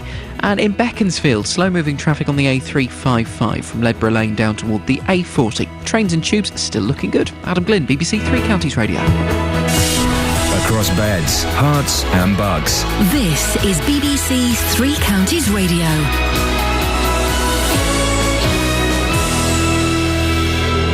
Good morning with the 8:30 headlines. I'm Catherine Boyle. The Milton Keynes North MP Mark Lancaster is hopeful that some of the workers made redundant at Wolverton Works will be re-employed by its new owners. Momentum appears to be building for military action against Syria, with the British and American governments continuing to argue their case for a response to deter the use of chemical weapons. And a worker at a Buckinghamshire care home will face 19 charges of neglect as her trial continues at Aylesbury Crown Court this morning. BBC Three Counties Radio. Arsenal have reached the group stages of the Champions League for the 16th year in a row after completing a 5-0 aggregate victory over Fenerbahce last night. The Gunners won their second leg 2-0 with Aaron Ramsey scoring both goals. Here's Arsene Wenger. Of course, it's an achievement because if you look at the clubs in Europe who have done it, there are only 3 clubs who have done it in the whole Europe. I hear a lot that it's not enough, and I agree with that. But still it shows that we have been remarkably consistent. But our ambition is much higher than that, and I take that on board from everybody. MK Dons were knocked out of the League Cup last night as they lost 4-2 at Sunderland. The Dons were leading 2-0 until the last 15 minutes with goals from Patrick Bamford and Isel McLeod before Sunderland's fight back. Nevertheless, the Dons manager Carl Robinson was proud of his side. So my younger players tonight and my older players, I thought they showed what a unique style that we've got, and a very attractive style. I thought our ball retention was brilliant. But not just that, we play with an energy and a consistency that created chances. Watford are in Capital One Cup action tonight. Bournemouth will be the visitors to Vicarage Road, with the Hornets set to make changes to the team which drew against Nottingham Forest on Sunday. And also in the Capital One Cup tonight, Stevenage at Premier League side Everton. Borough midfielder James Dunn's hoping to cause an upset. Yeah, no, obviously it is a big game against the Premiership, but we're not going to go there and think the Premiership. We're going to go there and we're going to go there for the win. Cup games are different. They might, if we get in their faces, they won't like it. So we're definitely going there for the win. We're not going for anything else. And that's your latest news and sport. I'll be back with more at 9 o'clock. Are you all right, love? Yeah. We were worried that you might have fallen over or something. My fingers fell over the fader. Your fat fingers fell over the fader. Oh, sausage fingers. Now listen, you've got 1 hour of TV a week, right? I feel sorry for Paul. Holby City is 1 hour. That's one of the worst don't feel programmes sorry ever. for Paul. If you'd have asked me last month, I'd have sounded quite clever because I was enjoying Top of the Lake with that woman from Mad Men. That was quite nice. Top of the Lake, what on earth is that? It was really good. It was about New Zealand, about this really weird town in New Zealand where everyone's into each other's business. And like by that I mean that. Sounds a bit boring. No, it was great. Oh. And then before that was The Return, that French thing that I still can't quite work out. I've been given... Sorry, we should have this conversation off air. I've been given a DVD of the film of The Return that the TV series is based on. Will it spoil it because they're going to do another series? Well, I don't know. So I don't know whether I should watch it or not. Anyway, so now... That was last month. An hour of TV this month. What would you watch? Geordie Shore. Should we just move on? I would. Call 08459 455 555. Oh dear. BBC Three Counties Radio. She really is. She really is as common as muck, isn't she? This is Iain Lee, BBC Three Counties Radio. Don't forget, dear listener, there is a podcast of this show. I'm scribbling down bits of today's show that will go in the podcast. I wasn't here last week, and against my and I did have express wishes that there would be no podcast when I was away. An email was sent around.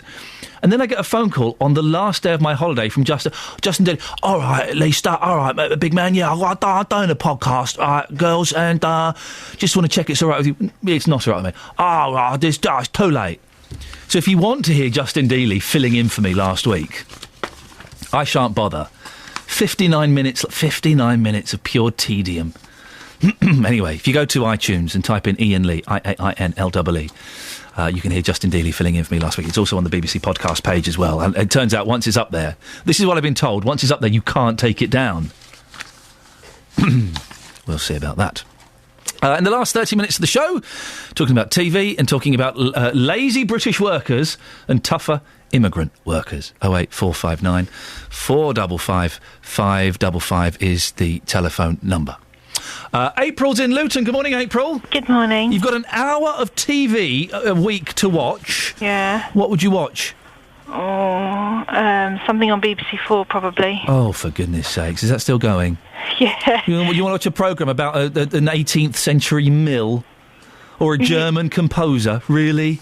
Or something about science or maths, yeah. Oh, for goodness. A TV programme about maths? I know, they're cool, aren't they? No!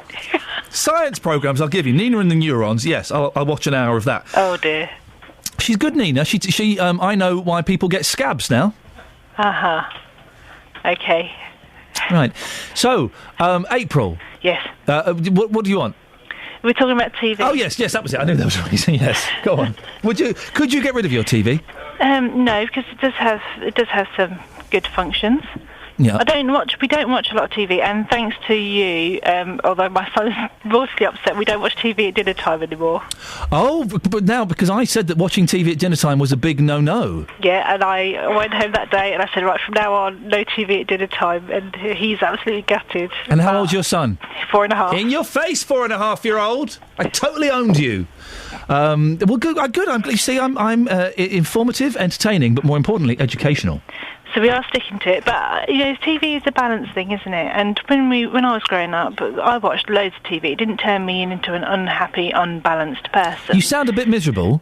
No, oh? no. I'm a glasses half full person. Optimistic, someone's going to fill the other half. Okay.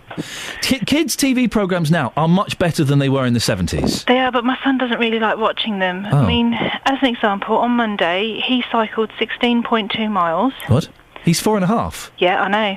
Isn't that cool? He's so brilliant. On his own? Yeah. Well, hang on, you weren't there with him? Well, no, we were with him, but he cycled on his own bike, no stabilisers. You made a 4-year-old child cycle 16 miles? We didn't make him, he did it. Why? He chose the longer route, actually. He could have saved like 4 or 5 miles. How long did it take him? We cycled from where we live to the next town, right, which took about an hour and a half. That's quicker than our resident cyclist Paul Scoynes. It would take him about 4 hours to do that, and he's in his late 30s. We then go to a restaurant and have some dinner. Yeah. And then we take a leisurely cycle back via the park and the place with the bouncy castle. And No. the ducks. You've got this wrong. He's 4.5, April. I know. That's mathematically impossible. No, it's not. And he hasn't got stabilisers. No, he's been riding without stabilisers since he was about 3 years, 2 months. Oh, listen to you. And then after he did that, Yeah. he decided to go down the new BMX track in the village. Yeah, and I hope you said no. And completely owned that. Right, okay, I don't believe it. I don't believe you it. the YouTube video. Yeah, have you sent it to me? I have. Where did you send it to? My email? Yes. All right, hang on a second. Let's. No, you've sent me the TV Society. No. Yeah. Was it? Yeah. No. Yeah. No. Yeah. I'm looking at the email I sent you. No, I'm gonna have a look. Hang on, Iain, Iain. That's me. Hi, nice to meet you. Hang on, my computer. I will have a look at it. My computer is doing what it always does, fine. i.e. not working. Okay, That's I will fine. have a look at it. But So he went down there, and then yeah. after that, he decided he'd go have a rest. And so then he went inside and watched Star Trek on TV. Lazy little so-and-so. What a lazy little sausage you've got. Naughty. April, I will have a look at that video. My computer is, of course, being... no, it says the content is currently unavailable. Oh. Well, that's 2 minutes of exciting radio we're never going to get back. April, lovely. It's nice to talk to you. Well done. I'll speak to you again soon. No problem. Thank you very much indeed. I'm sure she will resend that video and we'll have a look. 4.5, riding 16 miles? No. There's something not right about that. Now, lots of the papers today are talking about Jamie Oliver. I know JVS will be talking about this after 9 o'clock. He's called British youth wet behind the ears, saying that European immigrants are much tougher workers.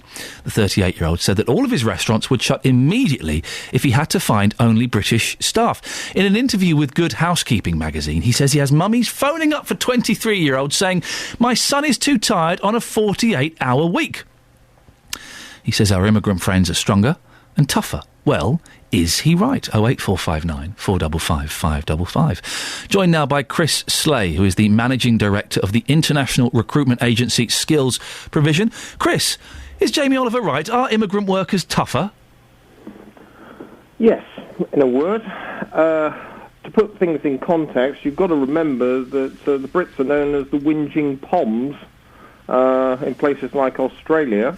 So as a race, we have a history of complaining.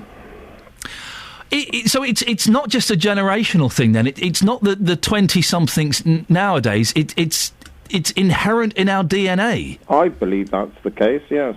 I mean, there are exceptions. I remember having jobs as a young person, getting paid terribly and doing it and working through my lunch break and did it because that was the way I'd been brought up. I would agree with that as well. And certainly the generation I'm of, and I better not tell you my age, because that's another thing we can't discuss now, is age, sex, etc., etc. But we were grateful to get any work when I was a kid. And we used to do it, and whatever the boss said, went. Where's it gone wrong for us, Chris? I think I've mentioned the cultural bit. I think society as a whole is now wanting something for nothing. I think that parents are not as closely involved with their kids' education as they should be. Schools call for a social contract, but how many parents take that seriously? Big question mark there. I think the educators are just following a program that they're told to teach rather than having regard to what business or society wants. A lot of it, I would have thought, has to come down to what the kids see their parents do. My dad worked hard. Looking back, he was probably a workaholic, actually, but he worked hard. And so I've always had that work ethic, maybe not now, I'm turned 40, but that work ethic instilled in me.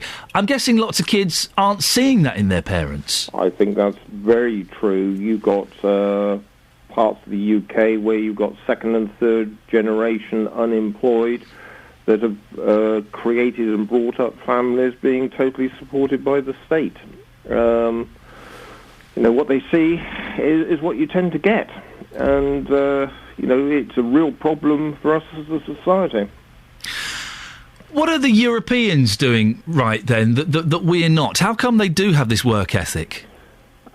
I think families are much stronger in most of the Eastern European countries, and of course we only see the best of the Eastern Europeans. That's a very good point, yes. Well-educated, often with degrees, and they come over here with a plan. Their plans may change, but very often it's to come over to earn as much money as they can in 2 to 5 years, to either get a very healthy deposit or perhaps the whole of the purchase price for a house back home, and then they go back home in their middle to late 20s to start raising a family. But because they understand that they need to give a fair day's work for a fair day's pay, they just get on with it. And they are grateful rather than believing it is a right to have a job. I do need to say, though, that benefit tourism that you've probably had programs on separately is a reality, and really the European Union and our following of the rules of the European Union, where we have no choice, is creating further problems. Initially, when the Poles could come in 2004, they couldn't access the benefits system, medical care, etc. for a period of time. That was changed in 2010, I believe, and now the Poles have free access. And of course, from the 1st of January 2014, we will have the Bulgarians and the Romanians having equal rights. Chris, sorry to cut you short there, sir. We are running out of time, so I have to end it there. Thank you. It's Chris Slay, Managing Director of the International Recruitment Agency Skills Provision. What do you think? Jamie Oliver, is he right? Migrant workers are tougher. JVS will be talking about this after 9. He's asking, is Jamie Oliver right that immigrants make better workers? You can start calling him now, 08459 455 555, or send him an email, jvsshow at bbc.co.uk. Very quickly, if you had an hour's worth of TV to watch a week, what would you watch? If I had 1 hour of TV a week, says Louise in Hearts, I'd use it for Downton Abbey. Quality. I'd even save up my hours if it needs be so I could watch the extended Christmas special. I think sometimes parents forget there is an off button. And Chris in Milton Keynes says, bring back the 11 o'clock show. Well, the chances of that, Chris, very, very slim. Travel news for beds, cards and bugs. BBC Three Counties Radio. Aylesbury, the A418. It's partly blocked both ways following an accident with a bus and a pedestrian involved. This is between the A41 and Fowler Road outside the Sir Henry Floyd Grammar School. Police are aware and are dealing with that currently. Amersham Road in Beaconsfield, the A355, slow moving between Ledborough Lane and the A40. It's quite busy still on the M25, anti-clockwise in the roadwork section past Enfield at junction 25. And it's busy then as you go from Chorleywood round to the M40 junction 18 to 16. The A1 into London from Apex Corner toward Mill Hill Circus still looking slow on the cameras. And on the trains and tubes, it's a nice clear run with no late runners and no major delays. Adam Glynn, BBC Three Counties Radio.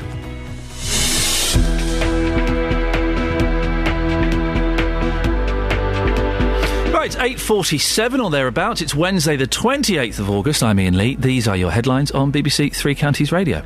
The Milton Keynes North MP, Mark Lancaster, is hoping that some of the workers made redundant at Wolverton Works will be re-employed by its new owners.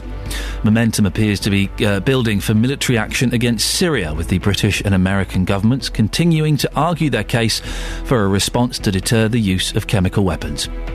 In sport, the England cricket team have apologised for any offence caused by their celebrations after winning the Ashes, amid reports that some players did a wee-wee on the wicket at the Oval. So, I made myself laugh there. It's so childish. They did, though. That's what they did.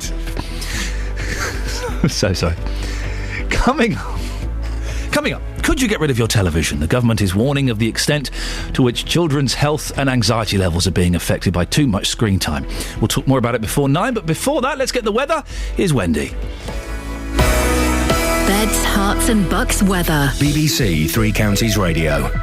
Good morning. 11 degrees in Luton at the moment with still some fog around, so it's a bit of a nippy, somewhat autumnal start to the day, shall we say, but it's going to turn into summer as we go through it.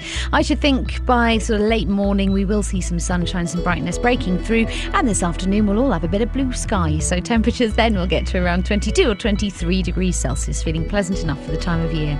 Overnight tonight, we kind of do it all over again. There will be clear, calm, dry conditions, and there might be a bit of mist and fog developing again as a result. Temperatures 12 to 14 degrees, something like that. So we start the day tomorrow with some hazy brightness. We will see more cloud in the sky later on, though, and that's because of a weak weather front that will cross through. But temperatures still not doing so badly, 23 degrees Celsius, the scheduled temperature for tomorrow.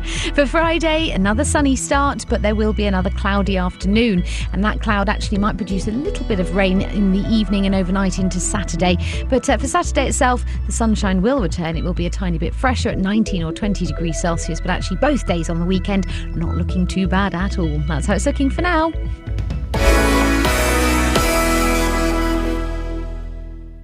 If you've got a problem with a company, a council or an organisation, there's one man you should come and speak to. You've got a problem with a mattress, I gather. Tell me all about it without naming any company name. Jonathan Vernon Smith. Well, every time she tried to book, the trip was cancelled because of adverse weather. The JVS show fights for your rights and tackles your consumer problems. Said send the receipt off and you'll get the cheque in the post. If you need our help, I went to speak to the man that runs this golf club. Email jvsshow@bbc.co.uk. I'm just very pleased that you've got the money. And we could do the same for you. Thanks ever so much, Jonathan. The JVS show on BBC Three Counties Radio.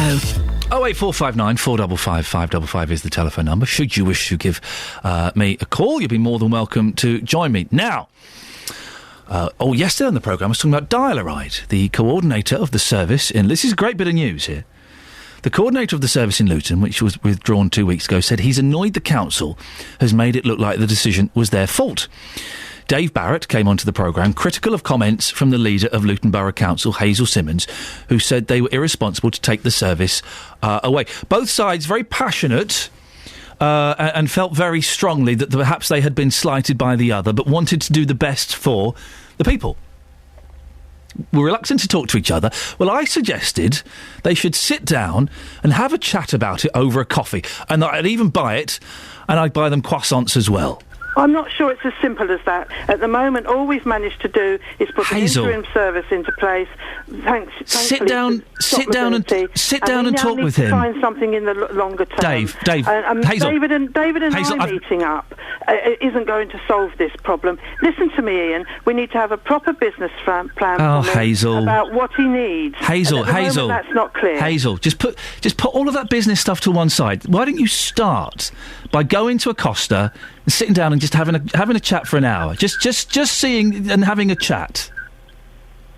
Put those disabled and those elderly people to the forefront of your mind. With him and have a coffee. Right, Dave. Will you meet with Hazel and have a coffee? Yeah, I was up for it straight away. Right. Even then, they're both getting their little digs in. Well, they both said on air they would be going a meeting for a coffee, and I said I would buy them the croissants. It's happening. They're going for a coffee at 10:30 on Friday. Who'd have thought it? There's an exclusive. Stick that in your... If 5 Live want to get in touch with us about this story, Victoria Derbyshire wants to feature us, she can. I'll do an interview with Victoria Derbyshire if she wants to talk about it, or Nikki Campbell. I don't want to do Tony Livesey, though. I'd rather not. But if Victoria wants us on there, I'm more than happy to. Dave Barrett and Hazel Simmons will be going for a coffee on Friday morning at 10:30. That's all we can promise, OK? Can't say any deals will be brokered, but sometimes you just need to put the politics to one side and just need to have a little chat. Fingers crossed. Well done to both of them. They're both, Dave and Hazel, both big people. Well done. I appreciate that a lot. Now, TV chef Jamie Oliver has called British youth wet behind the ears, saying that European immigrants are much tougher workers. I've been speaking about this all morning, and Justin Dealey, who is not an immigrant worker and is one of the hardest workers in show business, has been out talking to people like this, haven't you, Justin? I am very hard-working, Ian, as you know. Very, very hard-working. No, sorry, I even did a podcast last week on your behalf. Yeah, not hard-working, tough to work with is what I meant. Is that right? Yes, that's what about you, then? No, Come on. you did do a podcast last week, and I'm really investigating how I can get that taken off the internet, but... don't bother, because it's staying there. OK, let's watch it zoom down the iTunes charts. You've been out talking to people this morning, Justin. What have they been saying? Yeah, we spoke to some migrant workers in the first hour. They agreed with Jamie Oliver's comments again in the last hour or so here in Luton. Been talking to migrant workers, asking them the same question. Do they agree with Jamie Oliver and what he's had to say? And here's their views. Yes, I agree 101%, because I seen here many times, because before I work in McDonald's and Royal Mail, I think there is 75% migrants which came from outside the country, and they're working, and full time they're working very hard, very much. A lot harder than British people. Yes, it's 101% fact. 101% fact. I mean, you're quite brutal about that, but again, you're just giving us your honest opinion. I saw the news in today's newspaper. There is comment also. The migrants are working hard. I think this is the fact. So would your advice be to British workers listening to this right now, just work harder? If you are comparing, I think both are working hard, but from my side, I think that migrants are working hard here. Like I said, I wouldn't want to insult English people and say that we're tougher or better workers. I just think that it's tougher to keep jobs in our countries, and when we come here, we respect work more, maybe. Maybe that's why it seems as English people maybe are slightly lazy, or it just seems like it. I think it's just that actually people work too hard in a way and are being used for that reason. So I think that's just the thing. Maybe they're tougher. Maybe it's just because the perception of it is just because they respect work more. So they're not willing to quit, and they're not going to show that they're lazy because they're scared to maybe lose the job. And I think they're hard workers as well. But like I said, there are lots of English people working really hard. So I think it's just a perspective, really. Isn't that interesting what she said there, Justin? A very interesting phrase. Immigrant workers respect work more. Yeah, and it's something we heard as well earlier on in the programme. It's a cultural thing. I think we heard there from that lady saying that, well, where she comes from in Poland, you've got to work really, really hard to keep your job. And jobs are, few and far between. When people come here and they get a job, they are desperate to keep it. There's certainly more options for people who are British. And a man in the first hour saying too many people in this country, they are on benefits. It's way too easy for them to be lazy. We haven't got that option. We've got to come here. We've got to work hard, which means we will eventually keep our jobs. Justin, go and have a lie down. You've deserved it. Tony's in Luton. Morning, Tony. Hello. How are you? Yeah, I'm good, thank you. You're British. You're not a hard worker. I am a very hard worker. Oh. I'm very fed up with people knocking the British all the time. I've been working since I've left school. You must be tired. At the moment, I'm not at work. I'm off sick. Oh. But hang on a second, Tony. You're bunking off today? Not bunking off. Not feeling very good. But again, that's one of the. But you see, a Polish person would carry on regardless. They'd be there sweating through it. Yeah, but see, they haven't got protection, have they? They've been taken advantage of. Well, no, but that's the thing. That lots of people saying they're being taken advantage of, which they possibly are. But perhaps we're relying too much on the protection. Yeah, I think... You sound fit to me, Tony. Yes, I have ear problems at the moment. But what do you do for a living? I work in a charity. OK, so you don't need ears for a charity? I do, because I'm on the phone a lot and I get dizzy spells. OK. Well, Tony, listen, I'm moving on. Just going to get one more voice in before the end of the show. George is in Hitchin. George. It's not George, it's Jim. Oh, hello, Jim. Yes, hello. At any rate, yes, I'll just remind you that the Nissan factory in Sunderland, right, has the highest output per worker in Europe. Right, and they're Geordies, of course. Of course, the Geordies do look upon the Southerners as being softies, So, hang on a second. So you're saying that the Geordies and the Northern workers are tough, but the Southern English workers are not so tough? Well, it might be. But that is a fact that the Geordie workers, and certainly when they went to... in the past, when they went to Germany to work, when there was no work in the north, well, I've seen that. Germans thought they were fantastic workers. I've seen that documentary series, Auf Wiedersehen, Pet. Ah, there you are. Yeah. Jim, I wish you called in an hour ago, because we could have our whole north-south divide there. So Jim's saying, no, hang on a second, British workers are tough, but only British workers from the north of England. The south of England, they're southern softies. Well, that creates a whole new argument. Maybe JVS can pick up and run with that baton a little bit later on. Thank you very much, Jim, and thank you very much, Tony, for that. You can send me an email if you want to get in touch with any stories that you think we should be covering on this show. Iain.lee@bbc.co.uk, IAIN.LEE@bbc.co.uk. You can also go to the Facebook page and post up suggestions there, facebook.com/BBC3CR. We've got quite a few of our good stories recently from the Facebook page. Right, it's 8:58. Let's get the travel with Adam. Travel news for beds, cards and bugs. BBC Three Counties Radio. Aylesbury, the A418 Oxford Road, it's partly blocked both ways, looking quite slow after an accident this morning. There was a bus and a pedestrian involved in that. That's between Gatehouse Road, the A41 and Fowler Road, past the Sir Henry Floyd Grammar School. Things looking slow still on the A508 near to Milton Keynes, from Yardley Gobion to the A5 at Old Stratford. So if you're making a journey across into Northamptonshire, you're going to find that quite busy this morning. Down to the M25 then, and anti-clockwise in the roadworks, there are delays past Enfield, junction 25, slow-moving traffic Chorleywood to the M40, junction 18 to 16, and then if you're making a drive into London, the A1 is slow southbound still from Apex Corner toward Mill Hill Circus. If you're commuting by rail though, trains are still running without problems. Departure board's looking very good, and there are no issues reported on the tubes. Adam Glynn, BBC Three Counties Radio. Thank you, Adam. I do like the cheek of that penultimate caller. You know, British workers, very, very hard workers. I've got the day off today. I've got bad ears. But apart from that... Right, that's it. That's your lot from me. I'm back tomorrow at 6. JVS is up next. Until tomorrow, from me, ta-ta. On FM, AM, online and digital radio. This is BBC Three Counties Radio. I'm a hard-working British worker, but I get dizzy spells. Good morning, everyone. Welcome to the JVS show. I'm Jonathan Vernon-Smith. On today's Big Phone-In, is Jamie Oliver right that immigrants make better workers? TV chef Jamie...